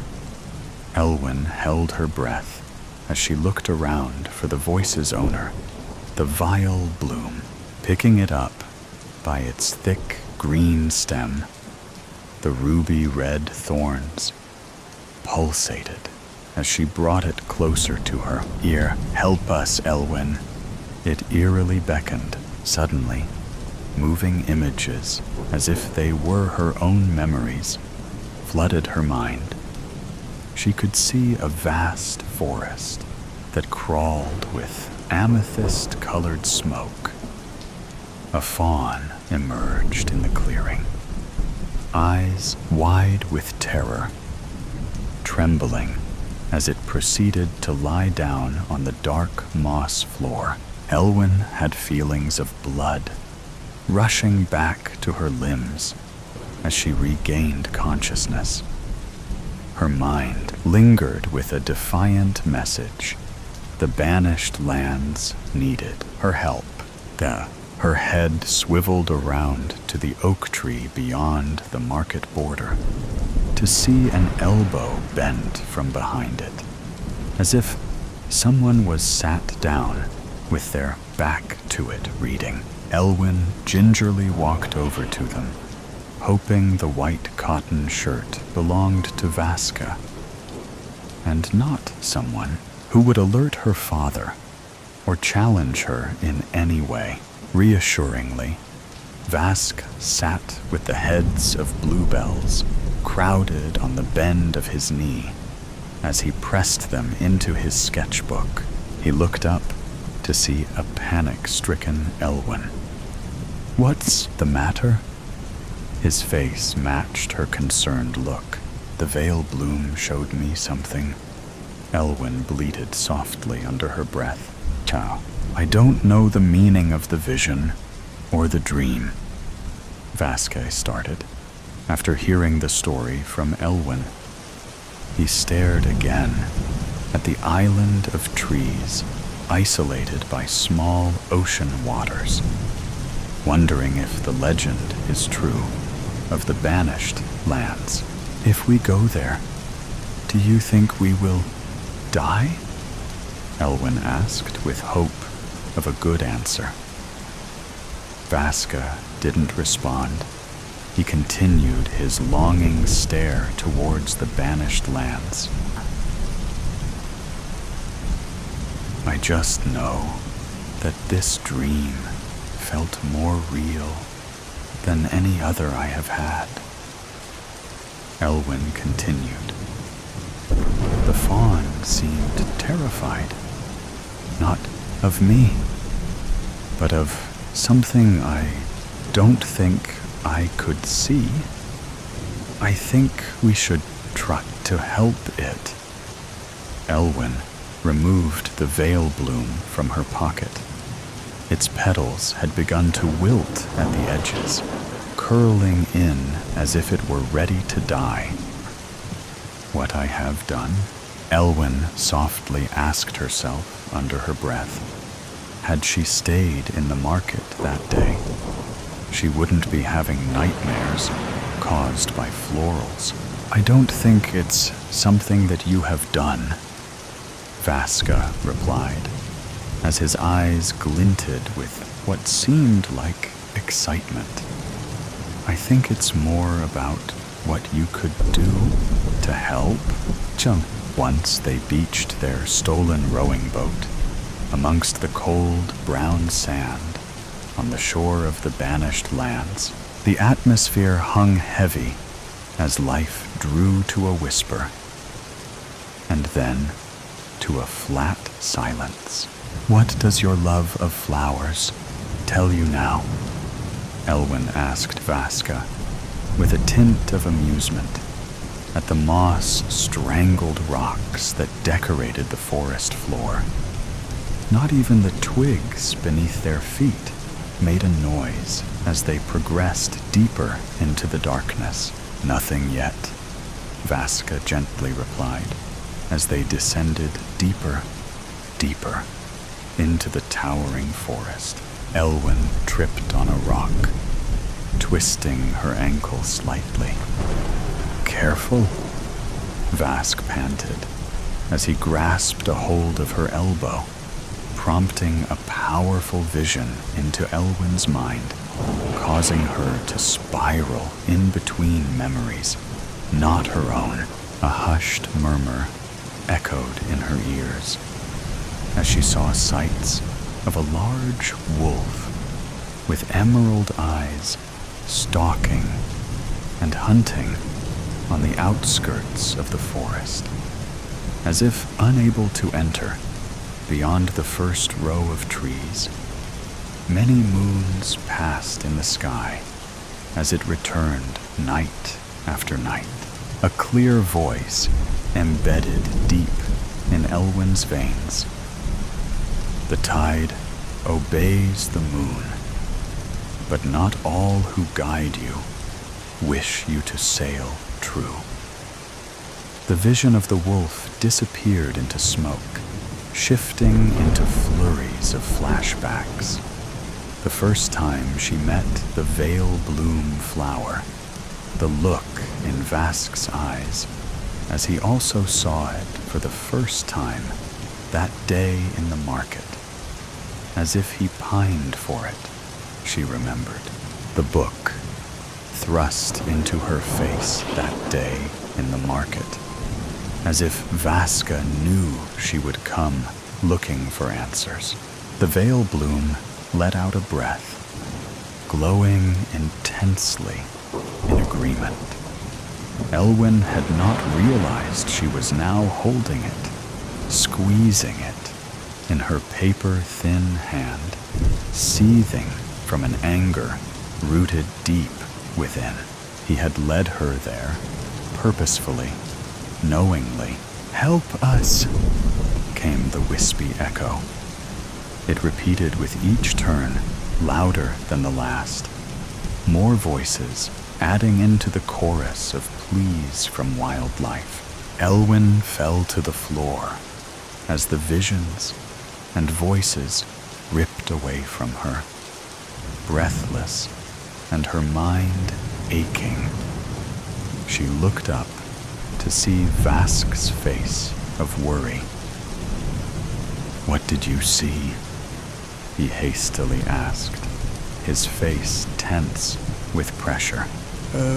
Everything," Elwyn tried to continue when a creature in the clearing approached. A fawn. An amethyst smoke seeped in from behind the fawn, encasing everything in its wake in a building chaos. Turning to face the fawn properly, Elwyn could see the thick smoke tendrils once again clearing a path, this time around the fawn, who was whimpering, but showing a quiet strength, trying to stand. Elwyn had seconds to think. She turned to Vask. His emerald eyes were gleaming with anticipation at the flower as he turned toward her. "It's working," came Vaska's voice, a rasp with a hint of excitement at the Veil Bloom glowing intensely. He snatched it from her fingers, contorting his body in obsession and glee. He threw his arms in the air. "I am the most powerful!" But only silence sounded over the whirring mists. Elwyn felt a burning in her veins. Her body acted automatically as she turned to face Vaska, her back to the trembling fawn in protection. The Veil Bloom turned to ash in Vaska's trembling hand, his face mad. Auburn curls bounced around with every frantic move he made, searching for the bloom. He turned to see Elwyn, her arm outstretched in retaliation towards him. A push at his shoulder from an invisible force turned his face from confused to pure rage at seeing the Veil Bloom reforming itself in the powerful young woman's pocket. siding with her instead. "Clever girl, but I don't need you," Vaska hissed. "Just the veil bloom now that your kind heart woke it from slumber." His teeth began to form into sharp fangs. His face shifted into a recognizable wolf with emerald eyes. He lunged for Elwyn, jaws agape in blind fury and jealousy. Elwyn darted to the side. A fire of purple light erupted through her veins, streaming out from her fingertips into the wolf's beastly body, knocking him backwards. He steadied himself and leaped high into the air to plant another attack, aiming true to Elwyn and the glowing veil bloom. At once, she coaxed the power from the veil bloom, causing the ground to quake against the sheer force. Gripping against the weight of the power, she lifted and hurled a fatal blow towards the wolf, smashing his limp body against the strongest and tallest trees. Elwyn panted as she looked at the purple illuminations in her veins trickle out and into the fawn behind her. She looked up at the wolf, but only to see his body disintegrate into smoke and disappear into the sky. An escaped curse. Elwyn ran to the fawn, hoping to help it to live, to answer its plea. The soft curve of the fawn's head cupped Elwyn's hand, opening its eyes tenderly. The land around awoke in harmony. The fawn gathered to its feet, bowing proudly to Elwyn, as the gentle black nose touched the floor. A sweep of purple brushed through the land. A once cursed land started to return to life as animals crept out of deep burrows and birds took once again to the sky. The fawn transformed into a majestic stag, concluding the awakening of the misunderstood lands. His aura glowed in the same pearlescent magic that once flowed through Elwyn's veins. She looked down to see her bare arms, and back to the stag, who nodded at her before bouncing off into the thriving atmosphere. Smiling, Elwyn knew her calling now was back to her grieving father. She could never leave him on his own. A thorn dug into her side. The veil bloom remained in her pocket, clasped tightly in a sleeping bud. Its messages sang deep in Elwyn's head as she stroked its velvety casing. It was the flower's magic that gave her the power to connect and calm the land. But it was her kind heart that ultimately saved them all. Merry Christmas. Ho, ho, ho. Merry Christmas. Jessica squints her eyes and bites down on her pinkish lower lip. Ho, ho, ho. Merry Christmas.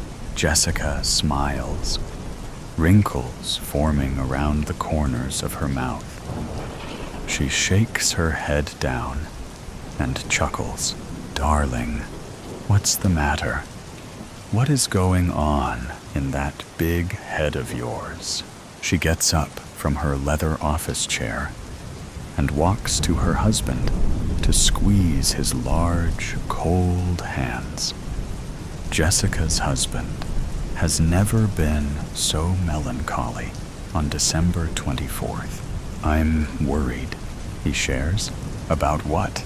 Tonight. Jessica was alarmed by her husband's words. In the 4 centuries her husband has been delivering presents and joy to children all around the world. She has never heard him say those words. What is there to worry about? The elves are organized. Everyone has been getting along. The reindeer are so excited for tonight and full of energy. Rudolph's nose is shining brighter than ever. I think we could shut off the headlights on the sleigh to save energy. Jessica, it's not that. Is it him? What? The Grinch? I do not know what he's up to right now.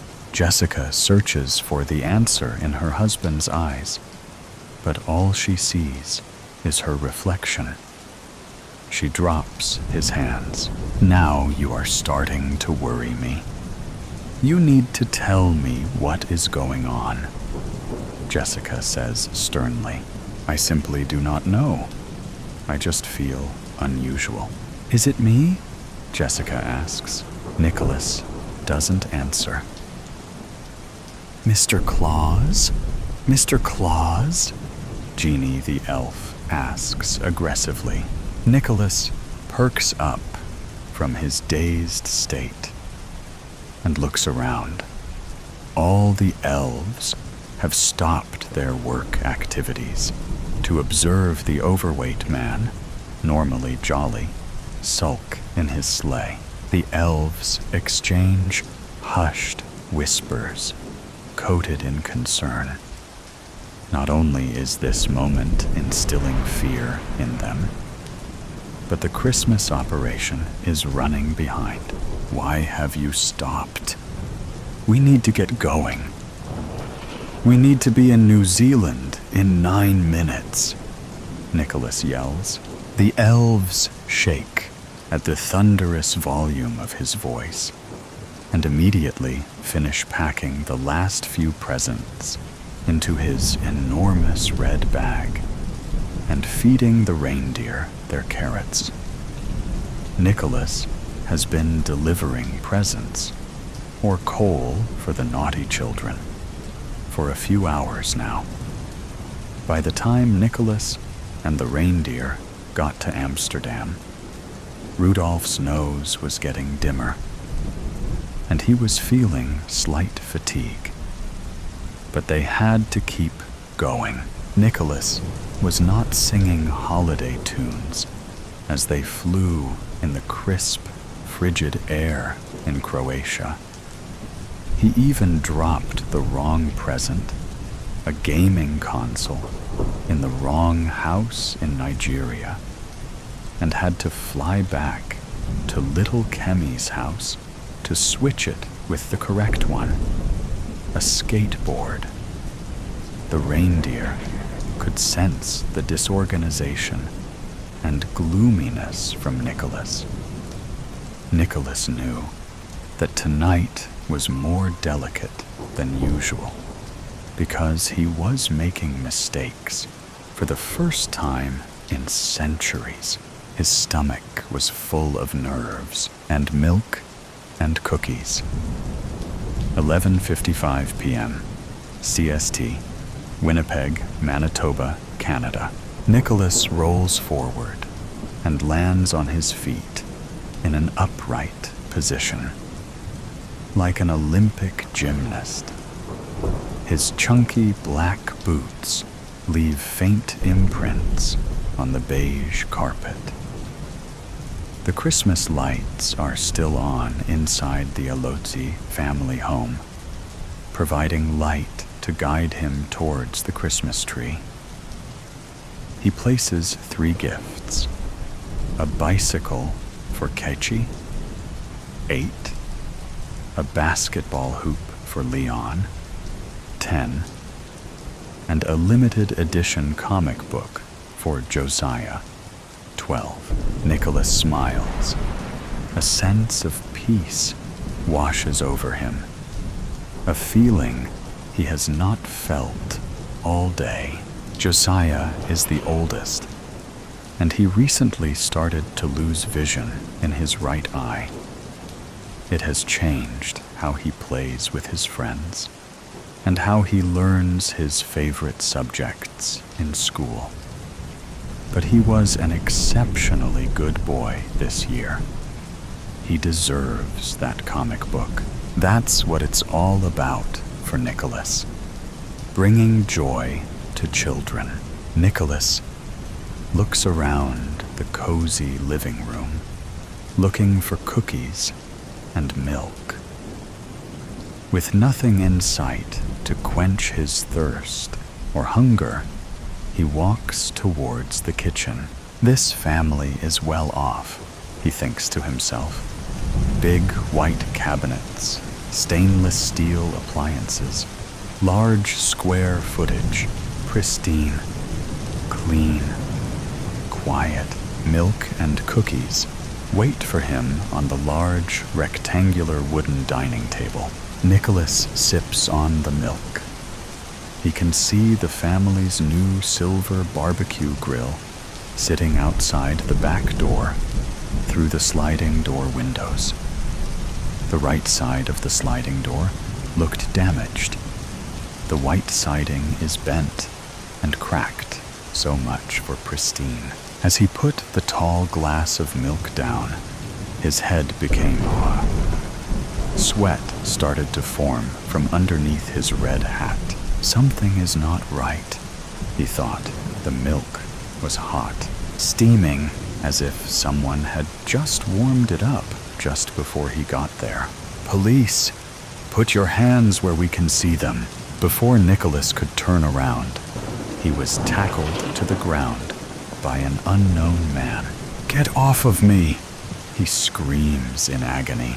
Nicholas, unable to lift his head to see ahead of him, hears more footsteps. An army of footsteps come from several positions in the kitchen. Doors swing open. Wooden chairs are toppled over. Bright flashlights illuminate his face. Nicholas feels his breath weaken and starts heaving. All right, officer, no need to suffocate him, a voice says. Nicholas feels a weight lift off his back and is finally able to lift his head. Officers dressed in thick, dark-colored bulletproof vests, masks, weapons, and boots surround the kitchen. St. Nicholas, you are under arrest for trespassing, breaking and entering, animal abuse, and violating the labor code. 2 officers appear beside him to bring him to his feet and start to cuff his hands behind his back. These are preposterous claims, Nicholas exclaims. Sir, anything you say may be used against you in court. You have the right to remain silent. I am not a criminal. I am Santa Claus. Nicholas wiggles frantically in his cuffs. If you arrest me, millions of children will not get their Christmas presents. I need to finish my job. Can I speak to your superior? Who is responsible for placing these charges against me? A sinister silence comes. The officers turn their faces away from the now red-faced Nicholas towards a corner of the kitchen. The pantry, it opens with a creak, and a quiet, cold breeze sweeps through the kitchen. A trapped cry can be heard in the large pantry. Nicholas's eyes cannot believe what he is seeing. A mother, stepfather, and 3 kids, the Alozi family, are bound together, not with the joyful spirit of Christmas, but by dry, brown rope. Their mouths taped shut. Not a word from their lips, but their eyes do the talking. Desperation and fear reeks from the sweat that covers their heads. Nicholas screams, and tries to free himself from the restraint of the handcuffs. But the officers hold him back. "I wouldn't try that if I were you," a familiar voice sounds. But Nicholas cannot quite put a finger on it. The unknown figure's boots make loud thuds on the floor as they walk closer to Nicholas. The other officers part themselves like the Red Sea and make way for them. A cap shades her face in the low-lit kitchen. But Nicholas can make out her shiny, blonde hair. "Cindy!" She slowly lifts her head. "Hello, Santa Claus?" "Cindy Lou, what is the meaning of all of this?" Nicholas asks. "Little Cindy Lou, who, from Whoville, sports a black jumpsuit and an unauthorized police badge. Her eyes are black with deceit and evil. A distant image from the small girl who loved Christmas. Cindy, please, remember the day the Grinch stole Christmas? How painful that was for you and your town. Imagine the millions of children experiencing the same thing this Christmas right now. Is that what you want?" Nicholas pleads. Cindy leans closer to Nicholas. "It's not about what I want, Claus. Are these officers even legitimate? Cindy Lou, answer me. And why tie this poor family up on Christmas Eve?" The eyes of the smallest Alozi child, Keiichi, beg for freedom. "Actually," Cindy Lou checks her watch, "it's Christmas Day, and it's about what he gets." Nicholas smells a grisly scent, and immediately his eyes open wide. A masked figure appears from a clump of officers.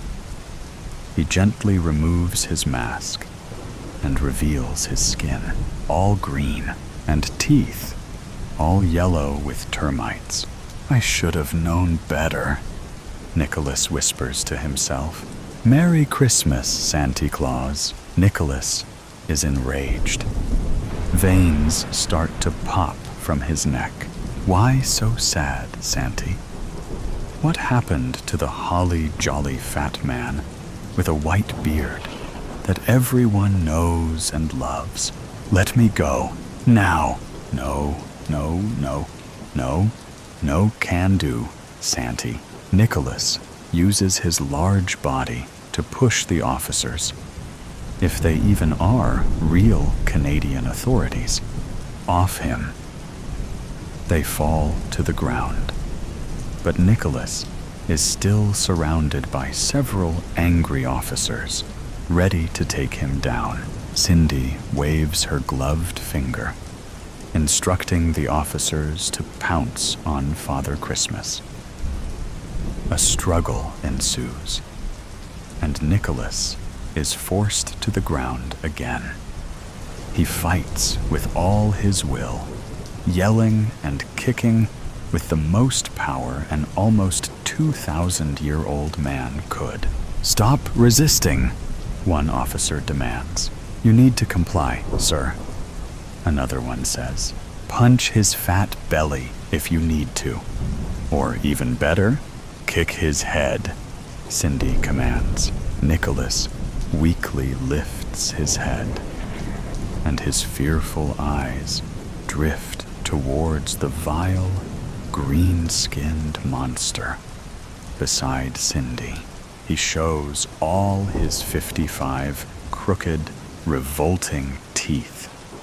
A bad banana. "Suspect has his hand on a weapon," the monster shouts. Nicholas furrows his bushy eyebrows in confusion. He thinks to himself, "I do not have my hand on a green Glock 17 appears between Nicholas's eyes, and it fierce with a deafening rumble. "Ho, ho, ho, Merry Christmas, the Grinch hollers, on loop. Maverick Kotzen, 12/27/24, on loop.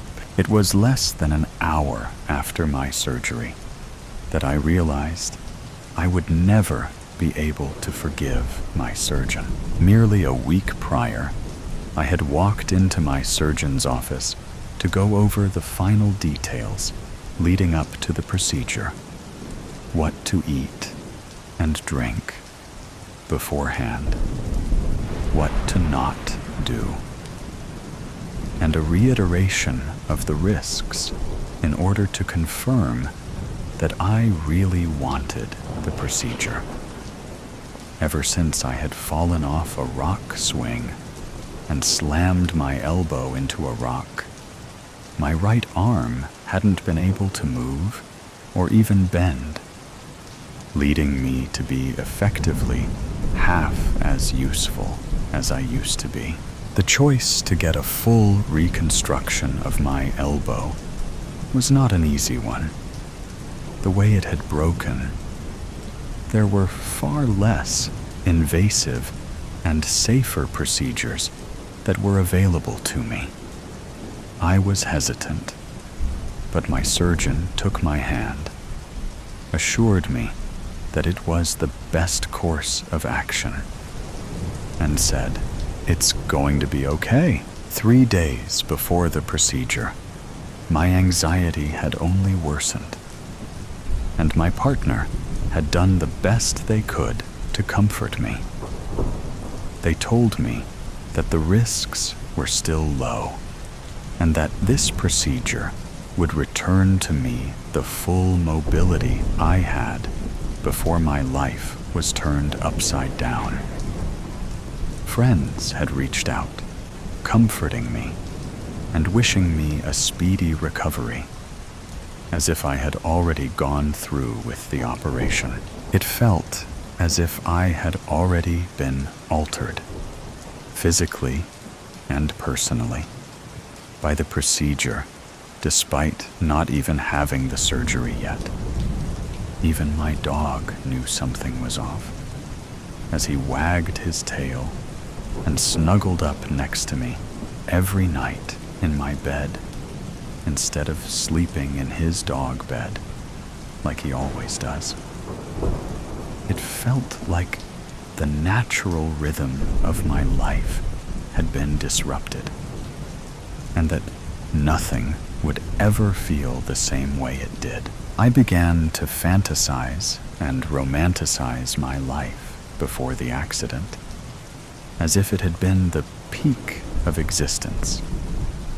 This, of course, glosses over the struggles I was having earlier that year to pay rent, repair my relationship with my parents, and help a friend through an accidental pregnancy. Through the storm of thoughts, I clutched desperately to the mast of the boat, repeating as the next big wave came to hit me, "It's going to be okay." 2 days before the procedure, the anxiety had not improved, and it was visible on my partner's face that they were clearly worried about me. My despondency when I was asked questions, my inattentiveness when attempting tasks with one arm, and even my lack of appetite were just a few of the worrying symptoms that were beginning to present themselves en masse. Behind my back, my partner was contacting my friends, trying to coordinate some kind of effort to boost my mood, all while I more or less lay in my bed all day, watching daytime television and periodically getting up to use the restroom. In between naps and TV fever dreams, I had flashbacks to all of the warnings from friends and family about the procedure. "Are you sure you want to do this?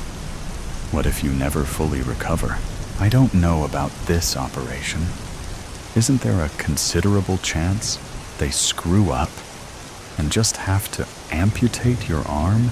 I fully support you and your decision, but I want to make sure you've thought it through. These criticisms, at the time, seriously made me reconsider my decision. Ultimately, I decided to stay the course, but the decision to go against the better advice of my friends felt wrong even at the time. The weird and odd feeling of regret that washed over me every time I reassured them and told them I was going through with it only amplified the more people I talked to. Whenever I talked to anyone who knew me, the surgery would sooner or later come up, and I would have to wait during conversation until that dreaded moment came. My friends were with me, surgery or no, but the storm upon which my boat had been sailing only seemed to intensify, as big wave after big wave nearly broke my ship in two. Still clutching onto that mast of hope as thoughts flowed freely in and out of my mind as I lay awake at midnight. It's going to be okay. 24 hours out from the procedure, my anxiety had completely paralyzed me. Even the most basic tasks, like brushing my teeth or going to the bathroom, felt like Herculean tasks that required tremendous effort. I turned off my phone at that point in order to calm my nerves, and had even sworn off television for the day. I just sat in my bed and read some of my favorite books, periodically taking breaks to stare out of the window. The surgery loomed like a dark cloud above my head, ready to rain over my head at any given moment and take full control of my consciousness. It dawned on me at that moment that this procedure, the one I had defended from friends and fought so hard to have, had largely come to define me as a person. At the very least, I had let it define me in many ways. Reflecting on my thoughts at the time, I am now able to see how completely enveloped I had been. Irony, though cruel. For it seemed that despite the fact that my elbow was about to be repaired, a part of me had been damaged in the process. Sure, I was to be fixed physically, but mentally, my anxiety and nervousness had never been higher. As I went to bed that night, the last thought I can remember is a gentle acceptance as the day of the surgery fast approached, and a comforting line, "It's going to be okay." On the morning of the surgery, my surgery, I was woken by my partner early in the morning. They gave me my water bottle, my clothes, and opened the door for me to get into the passenger seat of our car at a bright and sunny 4 a.m. By the time I got to the hospital, all events began to blend together. The reception, the being shown to the bed, and the surgeon's explanation of the preoperative all seemed like a free-flowing dream. The last memory I have right before going under anesthesia is of my partner holding my hand, whispering in a soft, reassuring tone, "It's going to be okay," as I would soon find out. It was not going to be okay. Based on the beginning of my story, you can guess how well my procedure went. 3 hours into the reconstruction of my elbow, a complication caused internal bleeding all throughout my arm. With no ability to stop it, they ended up having to amputate my arm from the elbow down. Upon waking, I felt phantom pain almost immediately, and would continue to feel that way for days after. My surgeon came into the room shortly after I awoke and tried consoling me. There was nothing I could have done. These things just happen sometimes. I'm sorry. Did any of his words even matter? I had held his words dear for so long, and for them to ring hollow in my moment of utmost need was one of the most depressing situations I have ever been in. My partner, in between crying sessions, attempted to reassure me. I heard him begin to say, "Don't worry, no matter what, it's going to be a willow of weeps." Her bones were brittle, but not from age. These days, it was a workout in itself to wipe the counters clean, and had even become hard to pick up the unused dishes she'd find on the table at the end of the day. The ceramic was too heavy for her frail hands. She set a place at the table for each of her children, complete with her finest china and silverware in the proper way. But, she supposed, her children had better things to do than come eat with their poor mother. She didn't mind, seeing as she only wanted them to be happy. And so the table was continuously set and continuously taken apart, but never a drop of food to clean up, as the cycle repeated itself over and over again. Every day she made the bed in the guest room, which no one ever used, and the beds in her daughter and son's room. She never made her own, because she was afraid of encouraging bed bugs in the tightly packed sheets. The days went by in a blur, and how could they not when she was biding her time, cleaning off the same shelves, bedside tables, and book covers she did the day before? For a house with very little movement, there sure seemed to be a lot that needed to be done. So there she was, perched on a wooden stool at the granite countertop, scraping at some invisible speck of dirt. She hummed to herself, softly rocking back and forth. It was hard to tell when she had last eaten, but her shaky hands shed some light on the matter. She grasped the silver knife in her hand, and then let it drop, a resounding clink following suit. "Oh, Charlie boy, how I love you," she cooed. "Oh, Lisa darling, how I adore you." She went on and on, singing them praises with a tired smile on her face.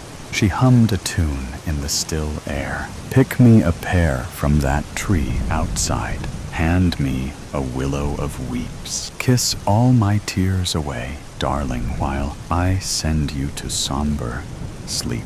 Only when she heard no reply did she start up again. "Take me to dance, and we'll sing along the lonesome tune of the night. Lend me your ear, and I'll make a song to sing you.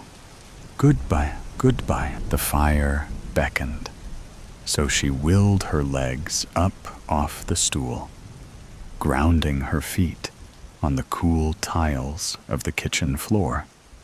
She made her way to the little carpet beside the hearth, humming all the while. The rug beneath her was cold and stiff, a mass of black and white fibers, all woven together. Once the fire was stoked, she huddled her knees to her chest and resumed that gentle rocking back and forth. She picked up a pretty little jar by her side, lazily examining the carvings engraved on the stone. Swirls and swooshes of wind alongside a small wilting chrysanthemum, delicately designed. She traced the carvings with her thin, brittle finger. Then she opened the jar. She reached 2 fingers into the opening and took a small pinch of the contents. With a delicate flick, she sent the ashes into the heat. She watched, mesmerized, as the fire grew and died, grew and died. With each pinch of ashes, she found herself smiling, humming that tune that kept on a loop in her mind. "Oh, Charlie boy, how I love you," she cooed once more, sending some ashes into the fire. "Oh, Lisa, darling, how I adore you." Then she took the jar, perched dangerously close to the flames, and sent the rest of the ashes down into the coal. The fire roared in gratitude and grew bigger still, and all the while her heart beat with a sad, sad rhythm as she kept that absent smile on her lips. Then, to her horror, she heard footsteps, loud, panicked footsteps, making their way down the stairs in the hallway. So close they were. She was sent into such a state of panic that she dropped the jar onto the floor, its ceramic shell breaking upon contact into hundreds of tiny shards. She let out a scream. "Oh, Charlie boy, how I love you," she sobbed, huddling against herself, rocking furiously. "Oh, Lisa, darling, how I adore you." She sobbed and wailed until she thought she couldn't anymore. And even then, it continued, an endless flow of tears. She let out another scream as she felt 2 sturdy hands on her shoulders. "Oh, Charlie boy, is that you?" she wailed, rocking harder. "Mrs. Jamie, it's time for your medicine, darling." Another shriek, the words sending her into an episode. "Oh, Lisa, darling. Oh, Lisa, darling. Where are you, Lisa, darling?" She began slamming her hands into her knees and rocking so hard forward that she sent her whole frail body toppling onto the ground. "Mrs. Jamie, it's me, Randy. I'm your nurse. I'm here now. Everything is okay now," she wailed some more. Because, of course, everything wasn't okay. "Charlie boy, Lisa darling, help me!" And then she surrendered to Randy's strong grasp, wailing still, as he took her upstairs to her bedroom. She was so worked up that she could barely see, her eyes welling with every thought of that fire, those ashes. She kicked and flailed as she was firmly placed into bed. tucked in tight for all the bed bugs to see. "Mrs. Jamie, it's okay," Randy said softly, stroking her hair as he fed her various pills and a glass of water. "I'm here now. You're safe. I will keep you safe." She looked up at him with big, innocent eyes. Just like that, she had already forgotten the panic she was in moments ago. She resumed the gentle rocking as her frail hands clutched the sheets. "Charlie," she murmured. "Lisa, they're safe too now. They're not in pain anymore. Hush now, dear. It's about time you went down for a nap, huh? Where pirates came to die." A breath of wind slithered through the ruins and tumbled across his weathered face as he pressed the shard of limestone down the dry ashlar wall, leaving a new etched tally mark. It was a dimly lit chamber inside what was once the world's most notorious pirate prison. For him, it was a sanctuary, a place of refuge.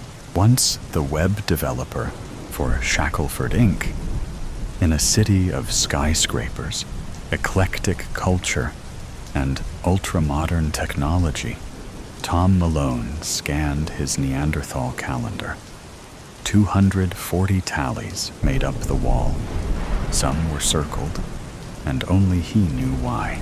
Gone were the titles of husband, employee, and neighbor. Given his isolated surroundings, the term castaway was more appropriate. A life filled with country club galas, company retreats, and exotic travel was lost. Survival had replaced living.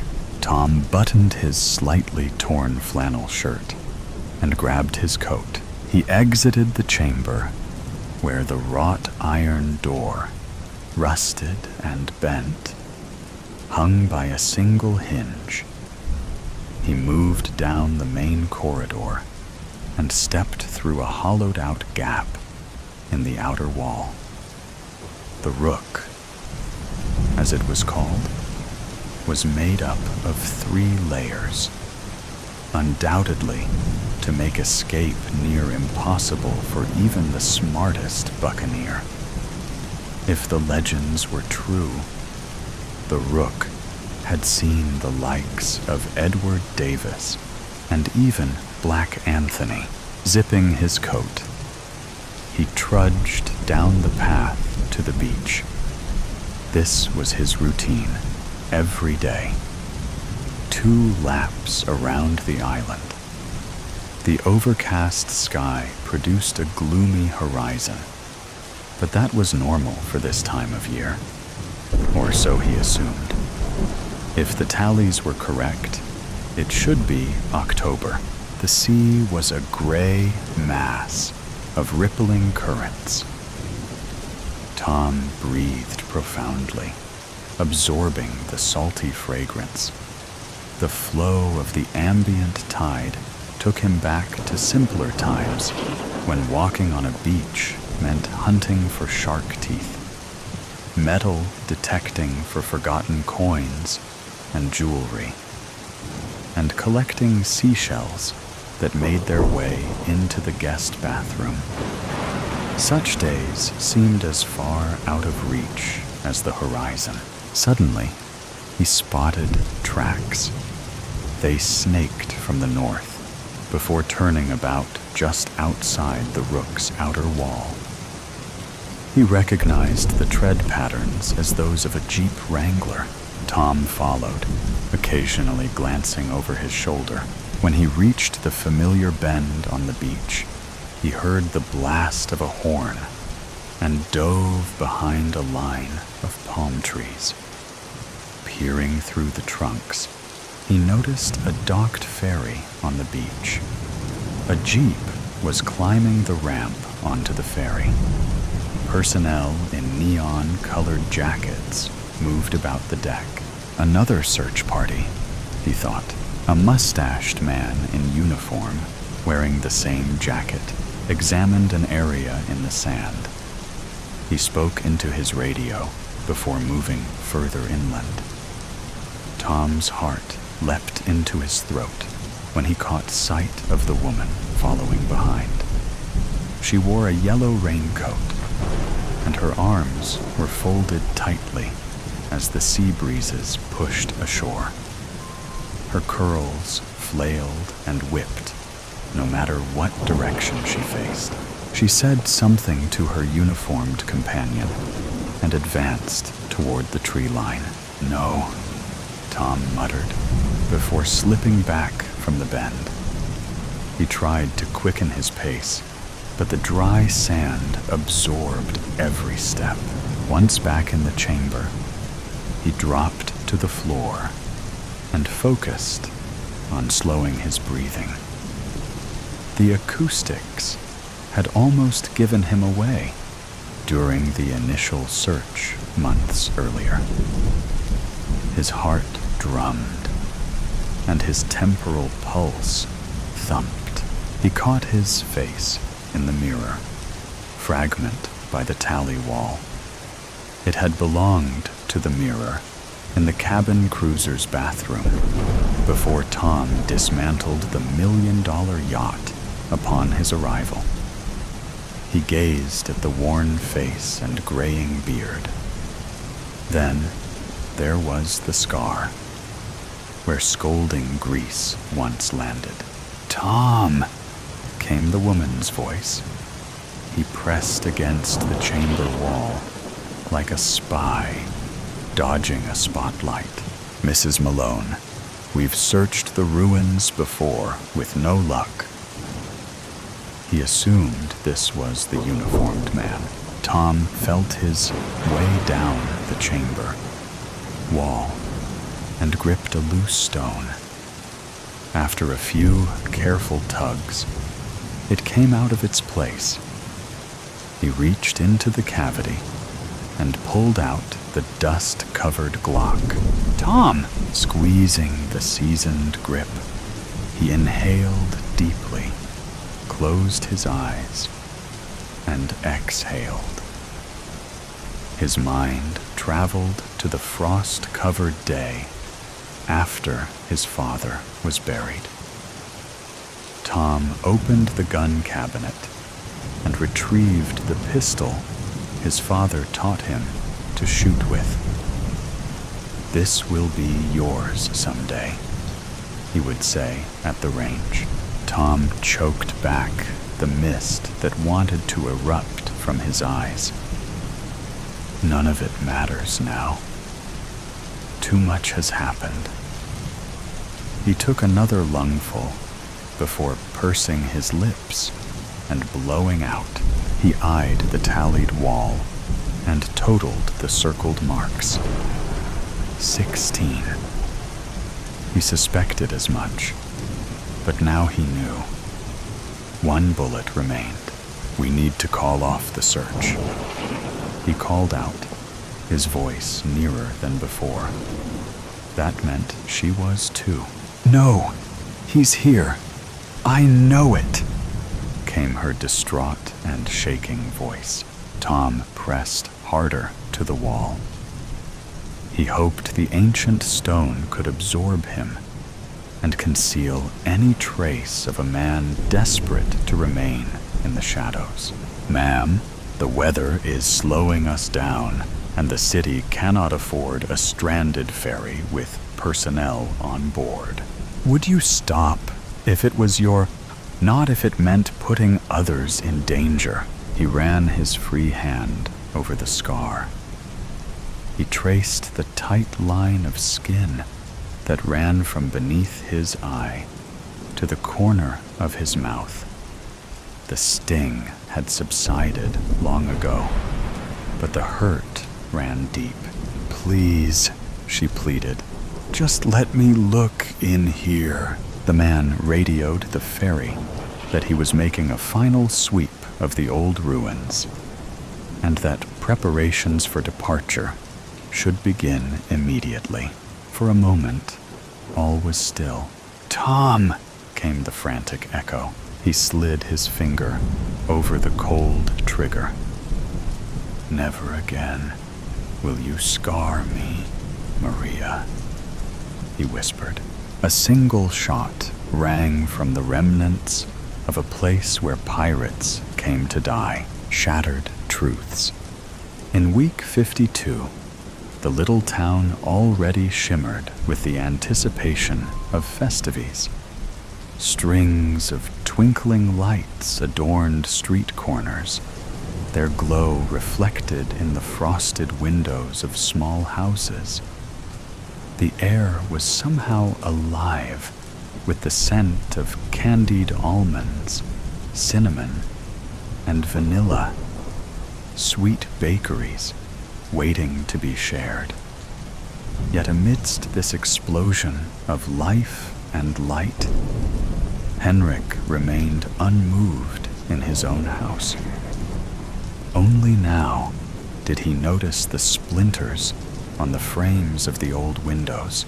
It irritated him. How could one have lived in a place for so long and never discover something as provocative as that? 30 years in the same house, married to a woman named Bente. She never had much interest in cleaning, like most women her age had. Henrik looked up from the bed where he rested his body in the afternoon. Naps like these started to occur more often than before. Probably age, or hell knows why. The door was open, and he could see the light from the lamp in the kitchen. Very faint, but just enough to see clearly. When was the last time he changed the light bulbs? Or maybe the last time he did that? Maybe 4 years ago? Or 6? Henrik got up and walked around the house for a moment until he saw the old plates. Small teacups were there too. They had gathered dust over time. Why did she even collect them when she didn't even polish them? Wasn't that something you do when you collect all sorts of crap? Henrik took his box with pills and swallowed a handful of them with lukewarm water, and then grabbed his cigarette box. As the flame flickered to life and touched the tip of his cigarette, the first inhale hit him with a rush of warmth, pulling him out of the heavy fog of his sadness.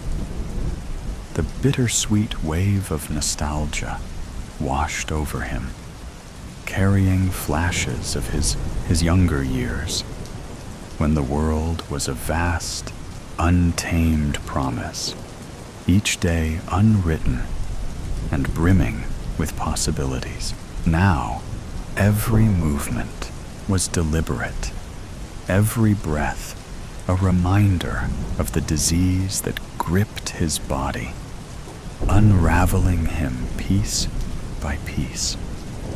The cigarette trembled in his unsteady fingers, a cruel contrast to the steady, unbroken rhythm of his past, when his hands had been strong and his future limitless. Henrik looked up at the cupboard with the plates. He no longer spared them a glance, knowing they wouldn't remain in his house much longer. The small glass doors of the cupboard did not bother to open. "Come on!" He got angry and used all his strength to open the cupboard until it gave out. Glass bounced, and flew all over the place, and a small piece flew into his face. A second later, a small cup fell, adding china to the glass artwork on the ground. "Well," said Henrik, "Bente will take care of that." For a minute, Henrik wondered where she might be. But then a sudden thought struck him. Probably anyone with self-respect would be willing to spend more quality time away from his miserable presence. Carefully, as much as he could, Henrik took the plates and cups and put them down in a cardboard box. He put on his jacket and shoved the keys in the pocket of his leather jacket. It has been a few years since he didn't drive, not that he didn't know how to. So he headed walking, went out to Red Cross shop, and handed the ladies at the counter the filled cardboard box without saying a word. Henrik stepped out into the street and saw that it was beginning to get dark. He gave a sigh of relief, as if that particular china was a burden that added more weight to his heavy enough life. It was past 3 in the afternoon, and the clouds were long and transparent. When was the last time he went out for a walk? Not recently, for sure. It was too unbearable to look at all these energetic people. Energetic enough to laugh and move around, with no rollators, and accompanied by themselves only. Each step now felt like a quiet triumph.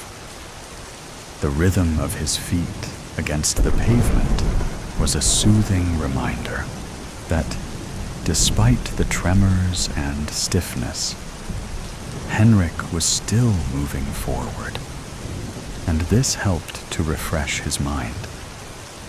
The crisp air brushed against his face, and for a moment, the simple act of walking became a victory over the weight of his condition. After about 15 minutes, Henrik walked in the dark until he saw a neon sign. He had forgotten his glasses at home, but the word bodega was big enough to read. He entered in the cozy, time-worn charm. Its low beams and dimly lit interior soaked with the stories of decades past. Henrik used to come more often, but the last time he had beer in the bodega was when his son turned 18 and the whole family celebrated. Henrik looked around to choose a spot. Faded photographs and vintage beer ads adorned the smoke-stained walls, while mismatched chairs and well-worn tables lent the space some hygge-lig, unpretentious air.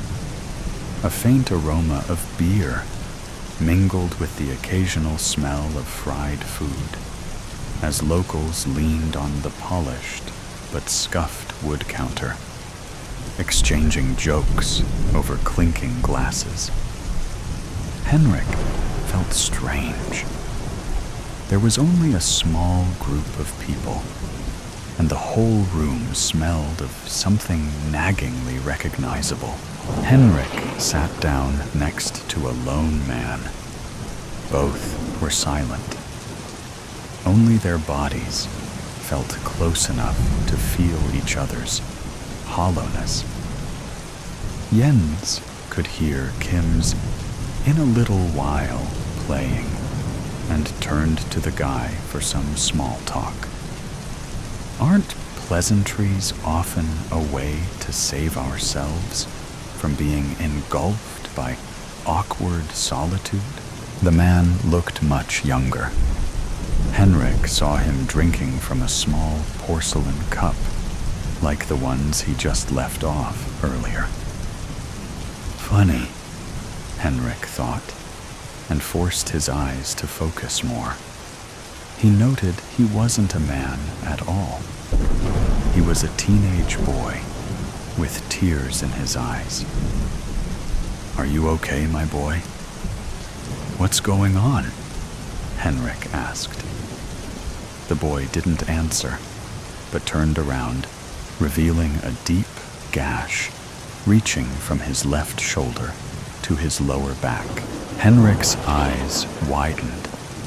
The boy stopped smiling, and his somber look turned into a gunta, empty expression.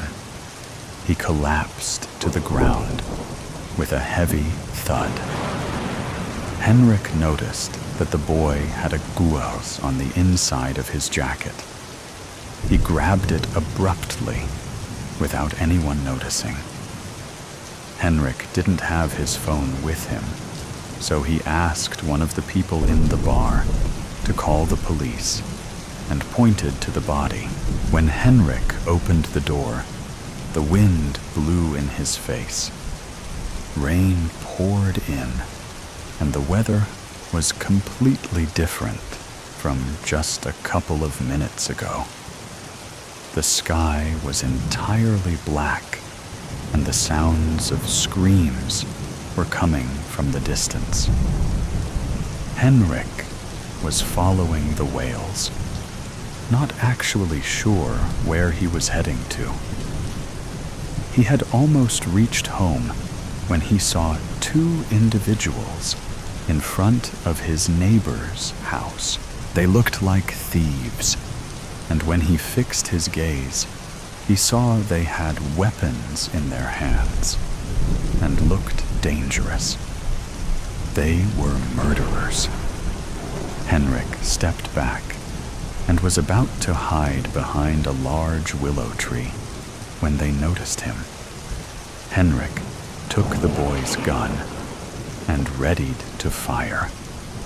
To his surprise, the gun was empty, and he panicked. Henrik could hear his own snorting breath over the wind. He couldn't run. He couldn't hide. So he just sat quietly on the ground, putting the gun down in despair. Henrik saw a red car driving up the dirt road. It stopped so suddenly that it skidded and slid into the nearby ditch. Henrik felt the weight of his decisions and his fractured memories pressing down on him. His life had been a blur of rancor, loneliness, and regret. But now it was ending in chaos while the sirens grew louder and armed men scooted closer. The middle-aged woman who came with the red car, Bente, rushed toward Henrik, screaming at the officers who found an unarmed ill man announced missing. "You're late," Henrik muttered, closing his eyes and lying on the grass. But now it seemed she didn't hear him. He got lost twice last week. Again, without the phone, everything started to fall apart after we lost our young love, uttered Bente through tears while they were lifting Henrik and heading to the ambulance. The two people, his neighbors, helped Bente to collect a few scattered pieces of china, and no one knew why Henrik had a porcelain loop handle around his ring finger. Reality checked. Maggie stared out the kitchen window, her brow knitted in quiet contemplation as she waited for her coffee to finish brewing. The sun poured through the window, warm and radiant. Yet something felt off. It had rained throughout the night. She recalled the rhythmic pitter-patter against her bedroom window and the wind wailing through the trees. The forecast had called for more storms well into late afternoon. However, outside, the world looked untouched, as if the night's downpour had never happened. She recalled having drinks with her best friends from college last night at the new upscale lounge downtown. Lori had been eager to check out the exclusive rooftop bar, but the rain had forced them to stay inside. Instead, they gathered in one of the lounge's sleek, dimly lit sections, sipping mojitos and catching up. Lori had always dreamed of becoming a corporate attorney, and after years of relentless studying and grueling internships, she had finally landed a position at one of Pittsburgh's top law firms earlier this year. It was all she had ever wanted, and from the way she spoke about it, the long hours and high stakes didn't faze her in the slightest. Sammy and Chloe also seemed to have settled comfortably into their dream careers. Sammy, with her sharp wit and boundless creativity, was making a name for herself in marketing, crafting campaigns for major brands.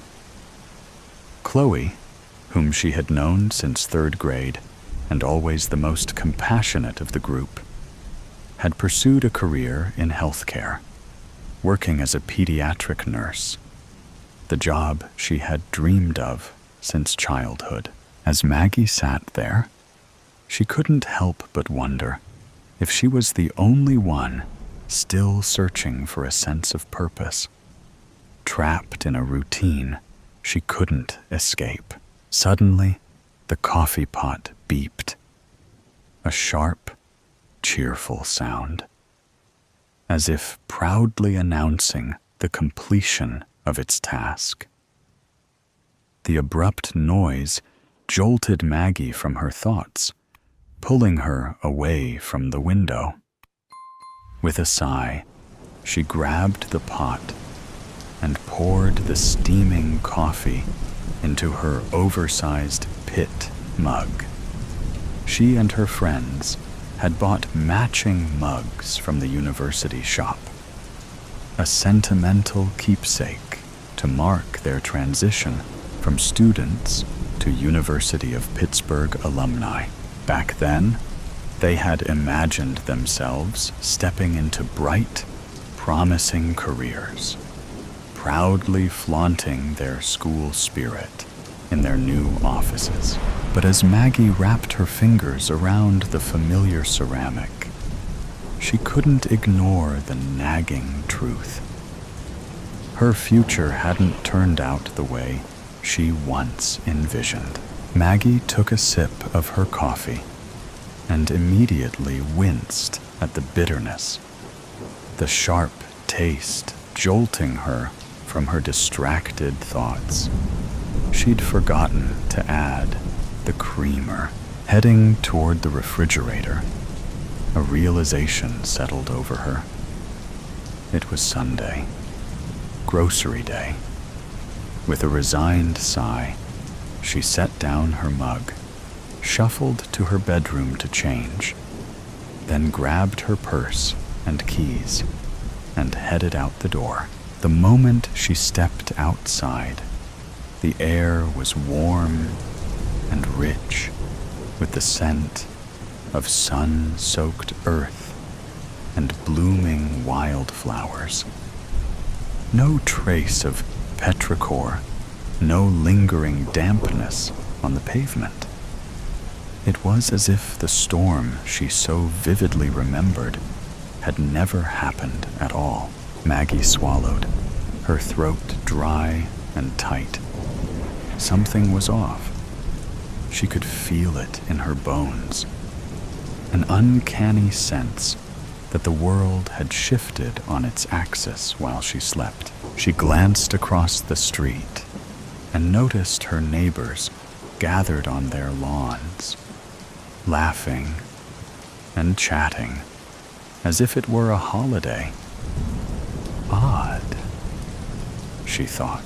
But what unsettled her most was Mr. Burns. The older man was usually a storm cloud of irritation, no matter the day. He'd spent his life working at the same furniture store his great-great-grandfather had built, forever grumbling about long hours and slow employees. Just yesterday, after another exhausting Saturday shift, his voice had carried across the street, complaining about sluggish junior workers, while his wife, Mrs.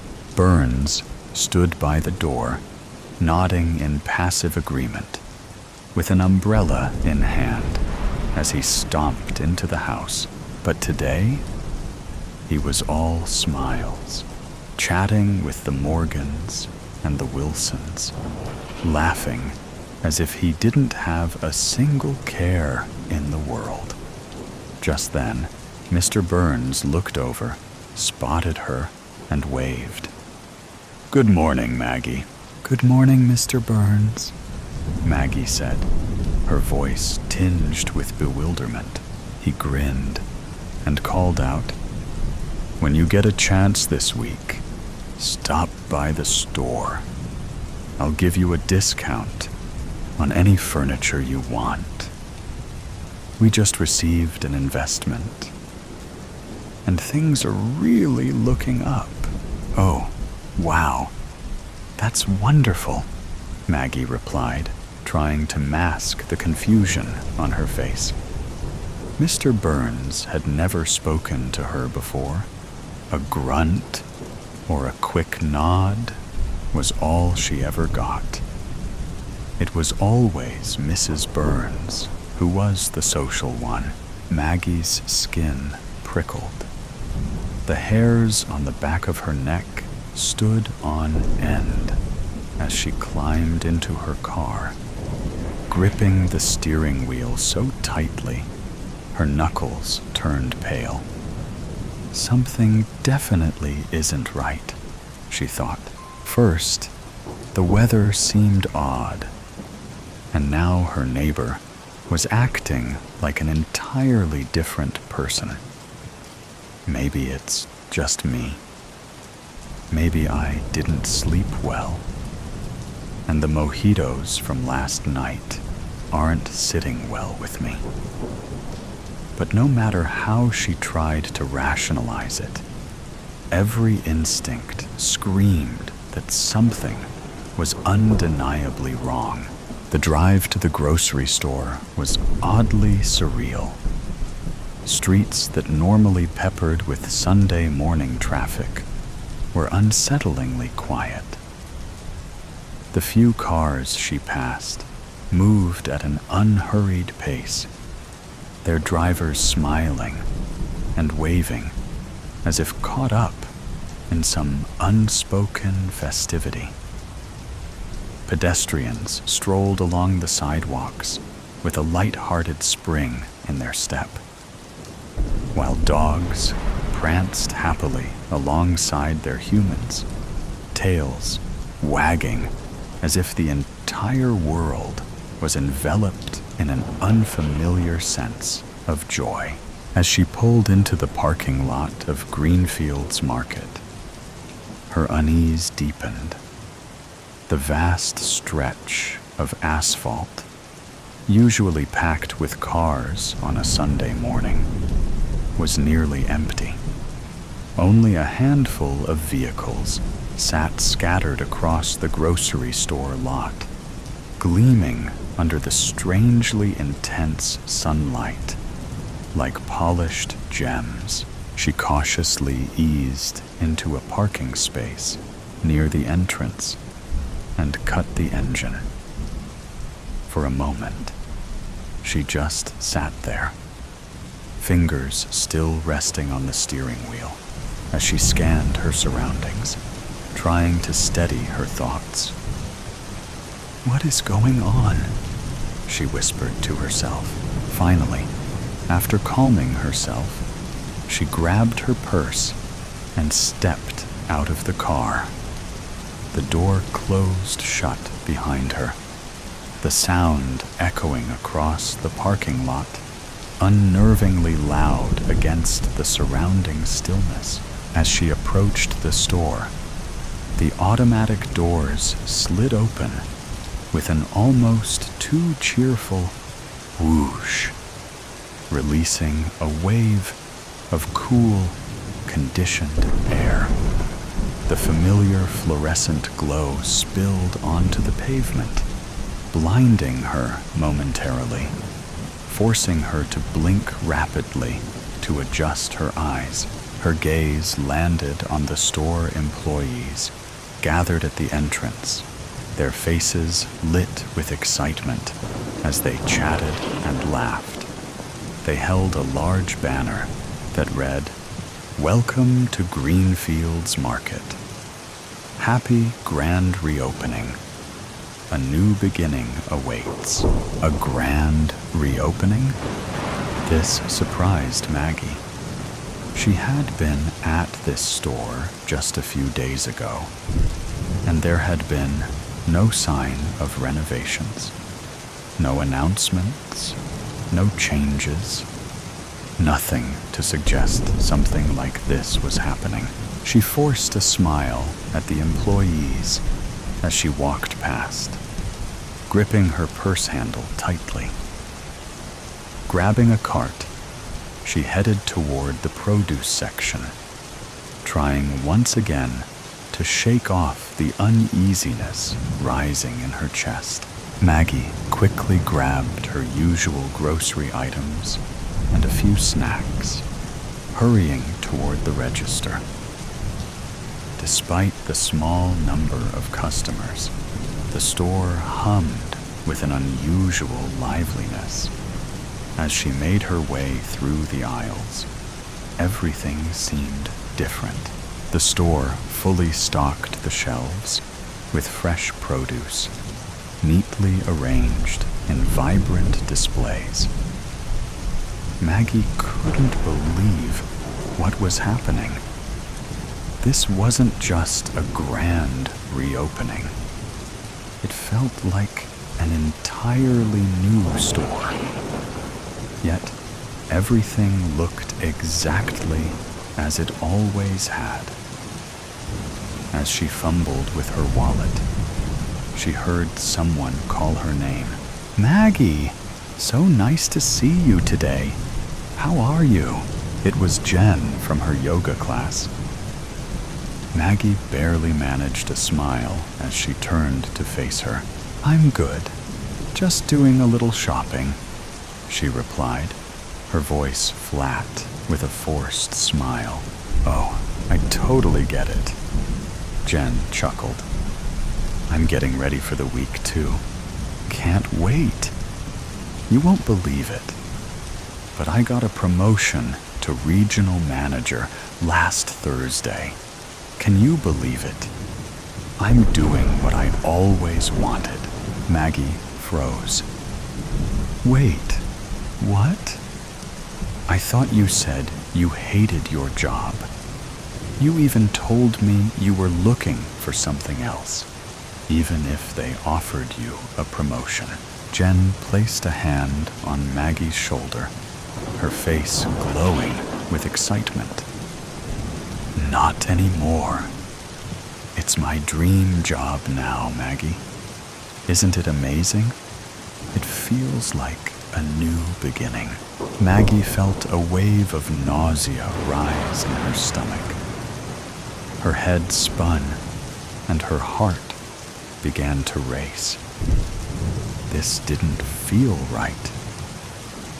How could everything change so suddenly? The world felt like it was wrapped in some strange, happy haze. How was everyone so cheerful? They continued sharing a little small talk and hugged goodbye just as the cashier finished ringing up Maggie's items. But Maggie's mind was miles away. As if on autopilot, she barely noticed the total as she grabbed her bags and hurried out. Slipping into her car, she leaned back in the seat, feeling disoriented. What was going on?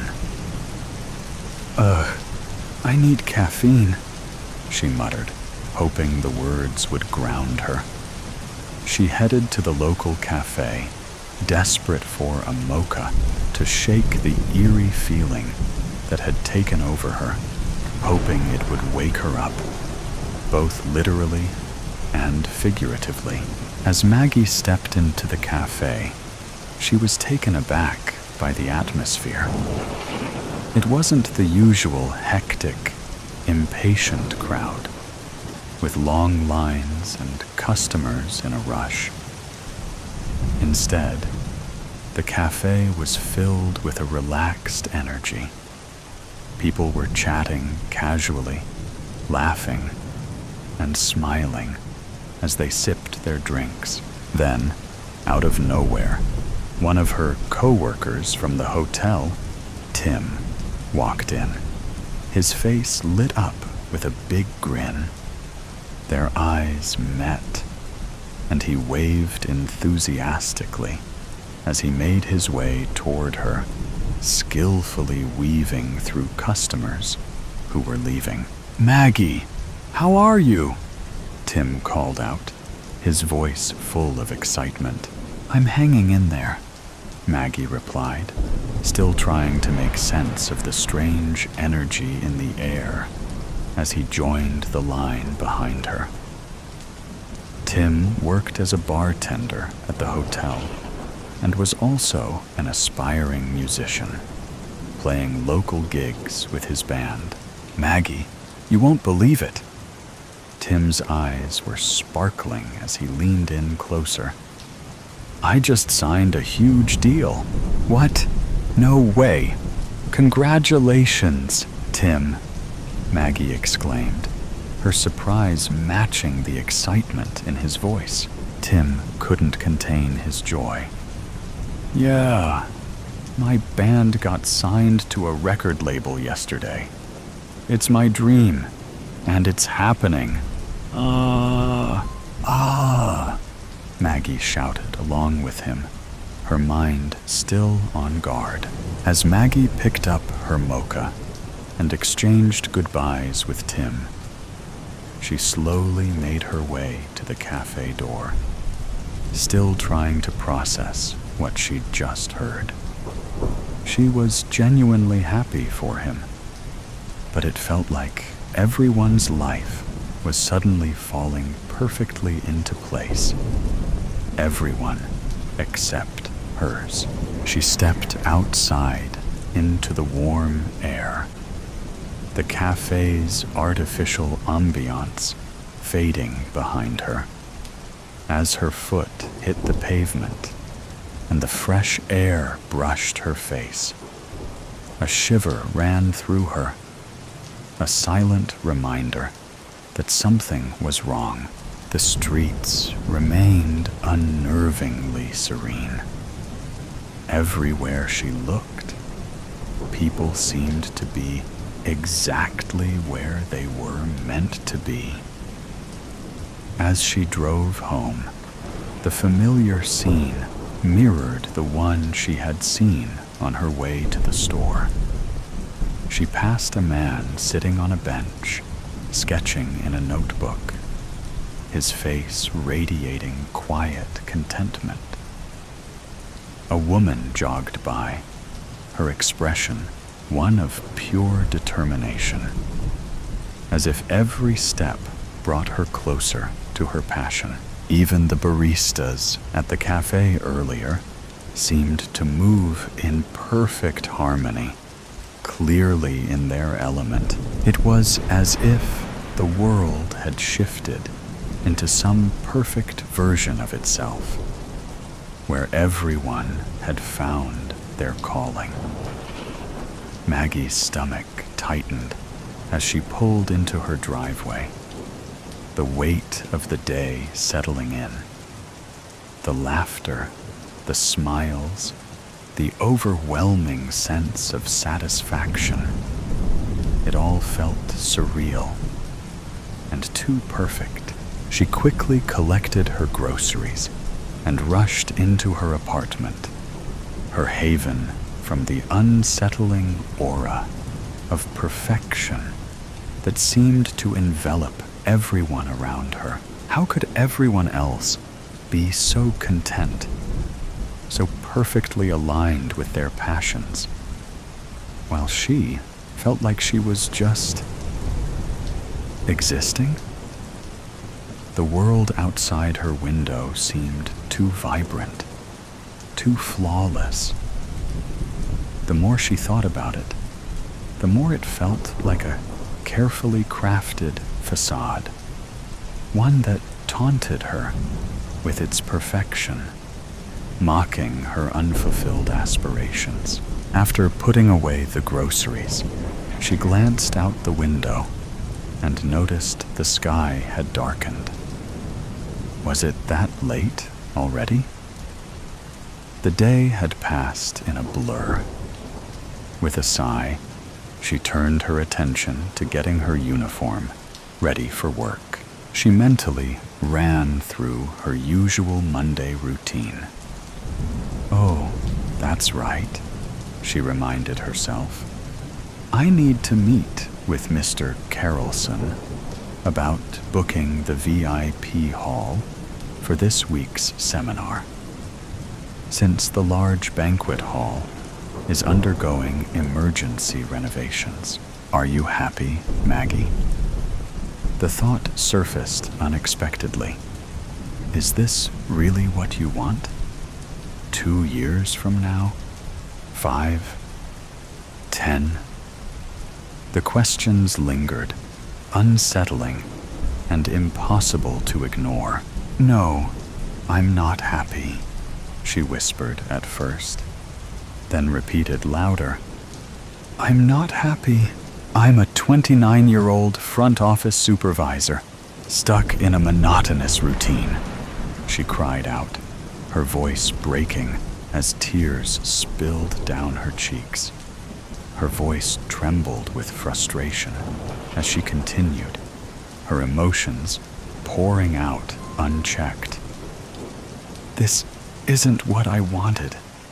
This isn't the life I dreamed of. She dropped to the floor, fists tightly clenched, tears streaming down her face, her voice breaking with every breath. My dreams, my life, everyone around me is thriving, doing what they love, and I'm just stuck. The realization crushed her. The contrast between her stagnant reality and the world's perfect harmony pressing in like an unbearable weight.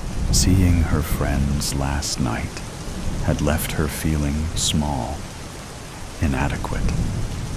They had all progressed into their ideal careers.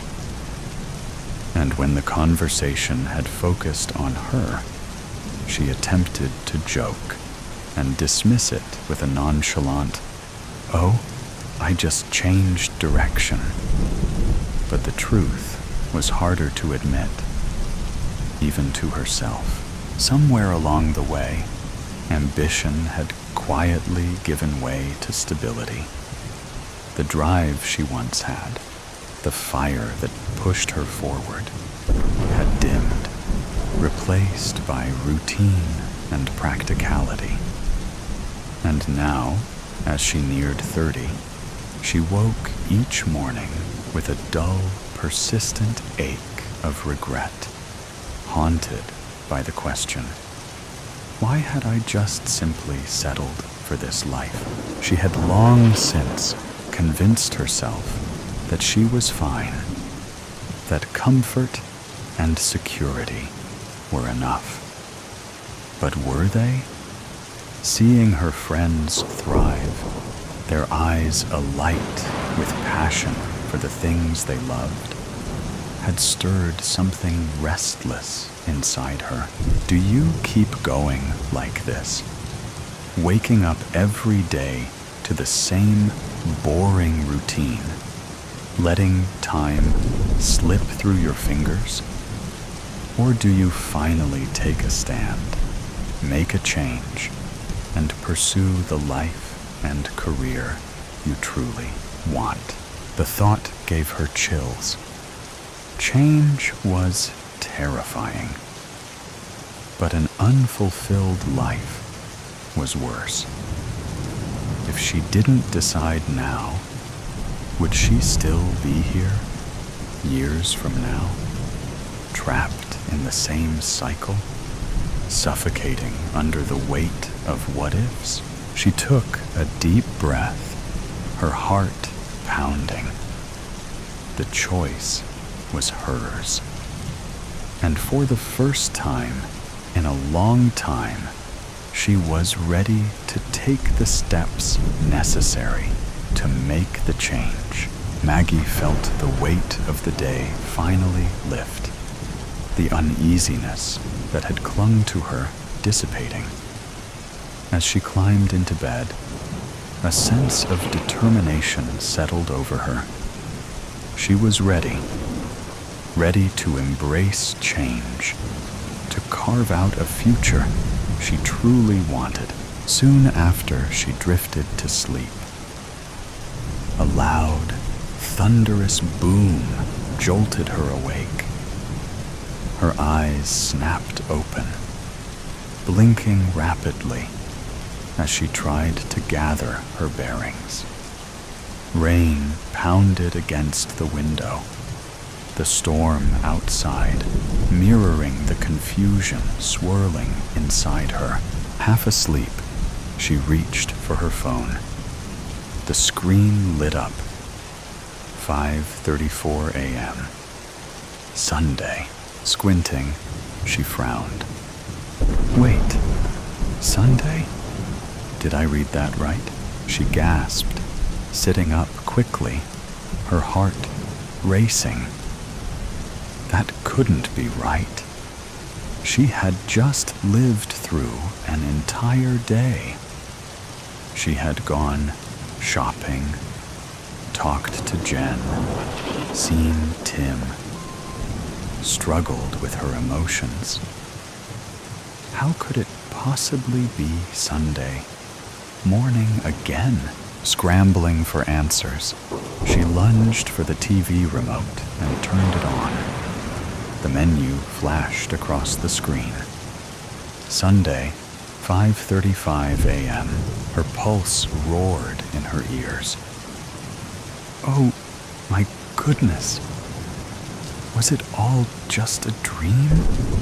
She whispered, her mind racing to make sense of it. A breathless, incredulous laugh escaped her. It was all just a dream. A weird, unsettling dream. Yet, as the initial shock settled, another thought took its place. It had felt so real, so vivid, like she had actually lived it.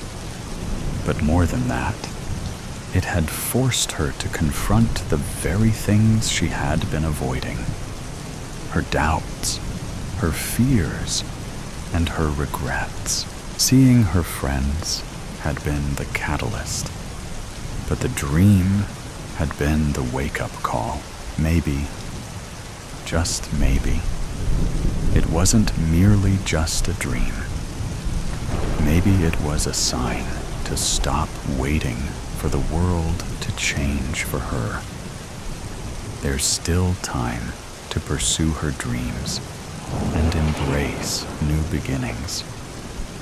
It wouldn't be easy, but it would be exciting. So today's story has come to an end. Or perhaps it never really ended. There are mysteries still there, questions still unanswered, and sometimes things that seem to only exist in stories can creep into reality in unexpected ways.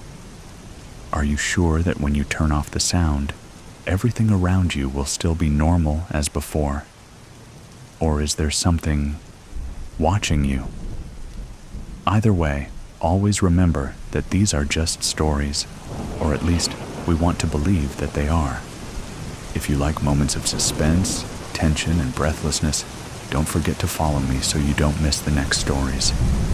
And next time, when you come back, make sure you are ready, because what awaits you may be even scarier than you thought.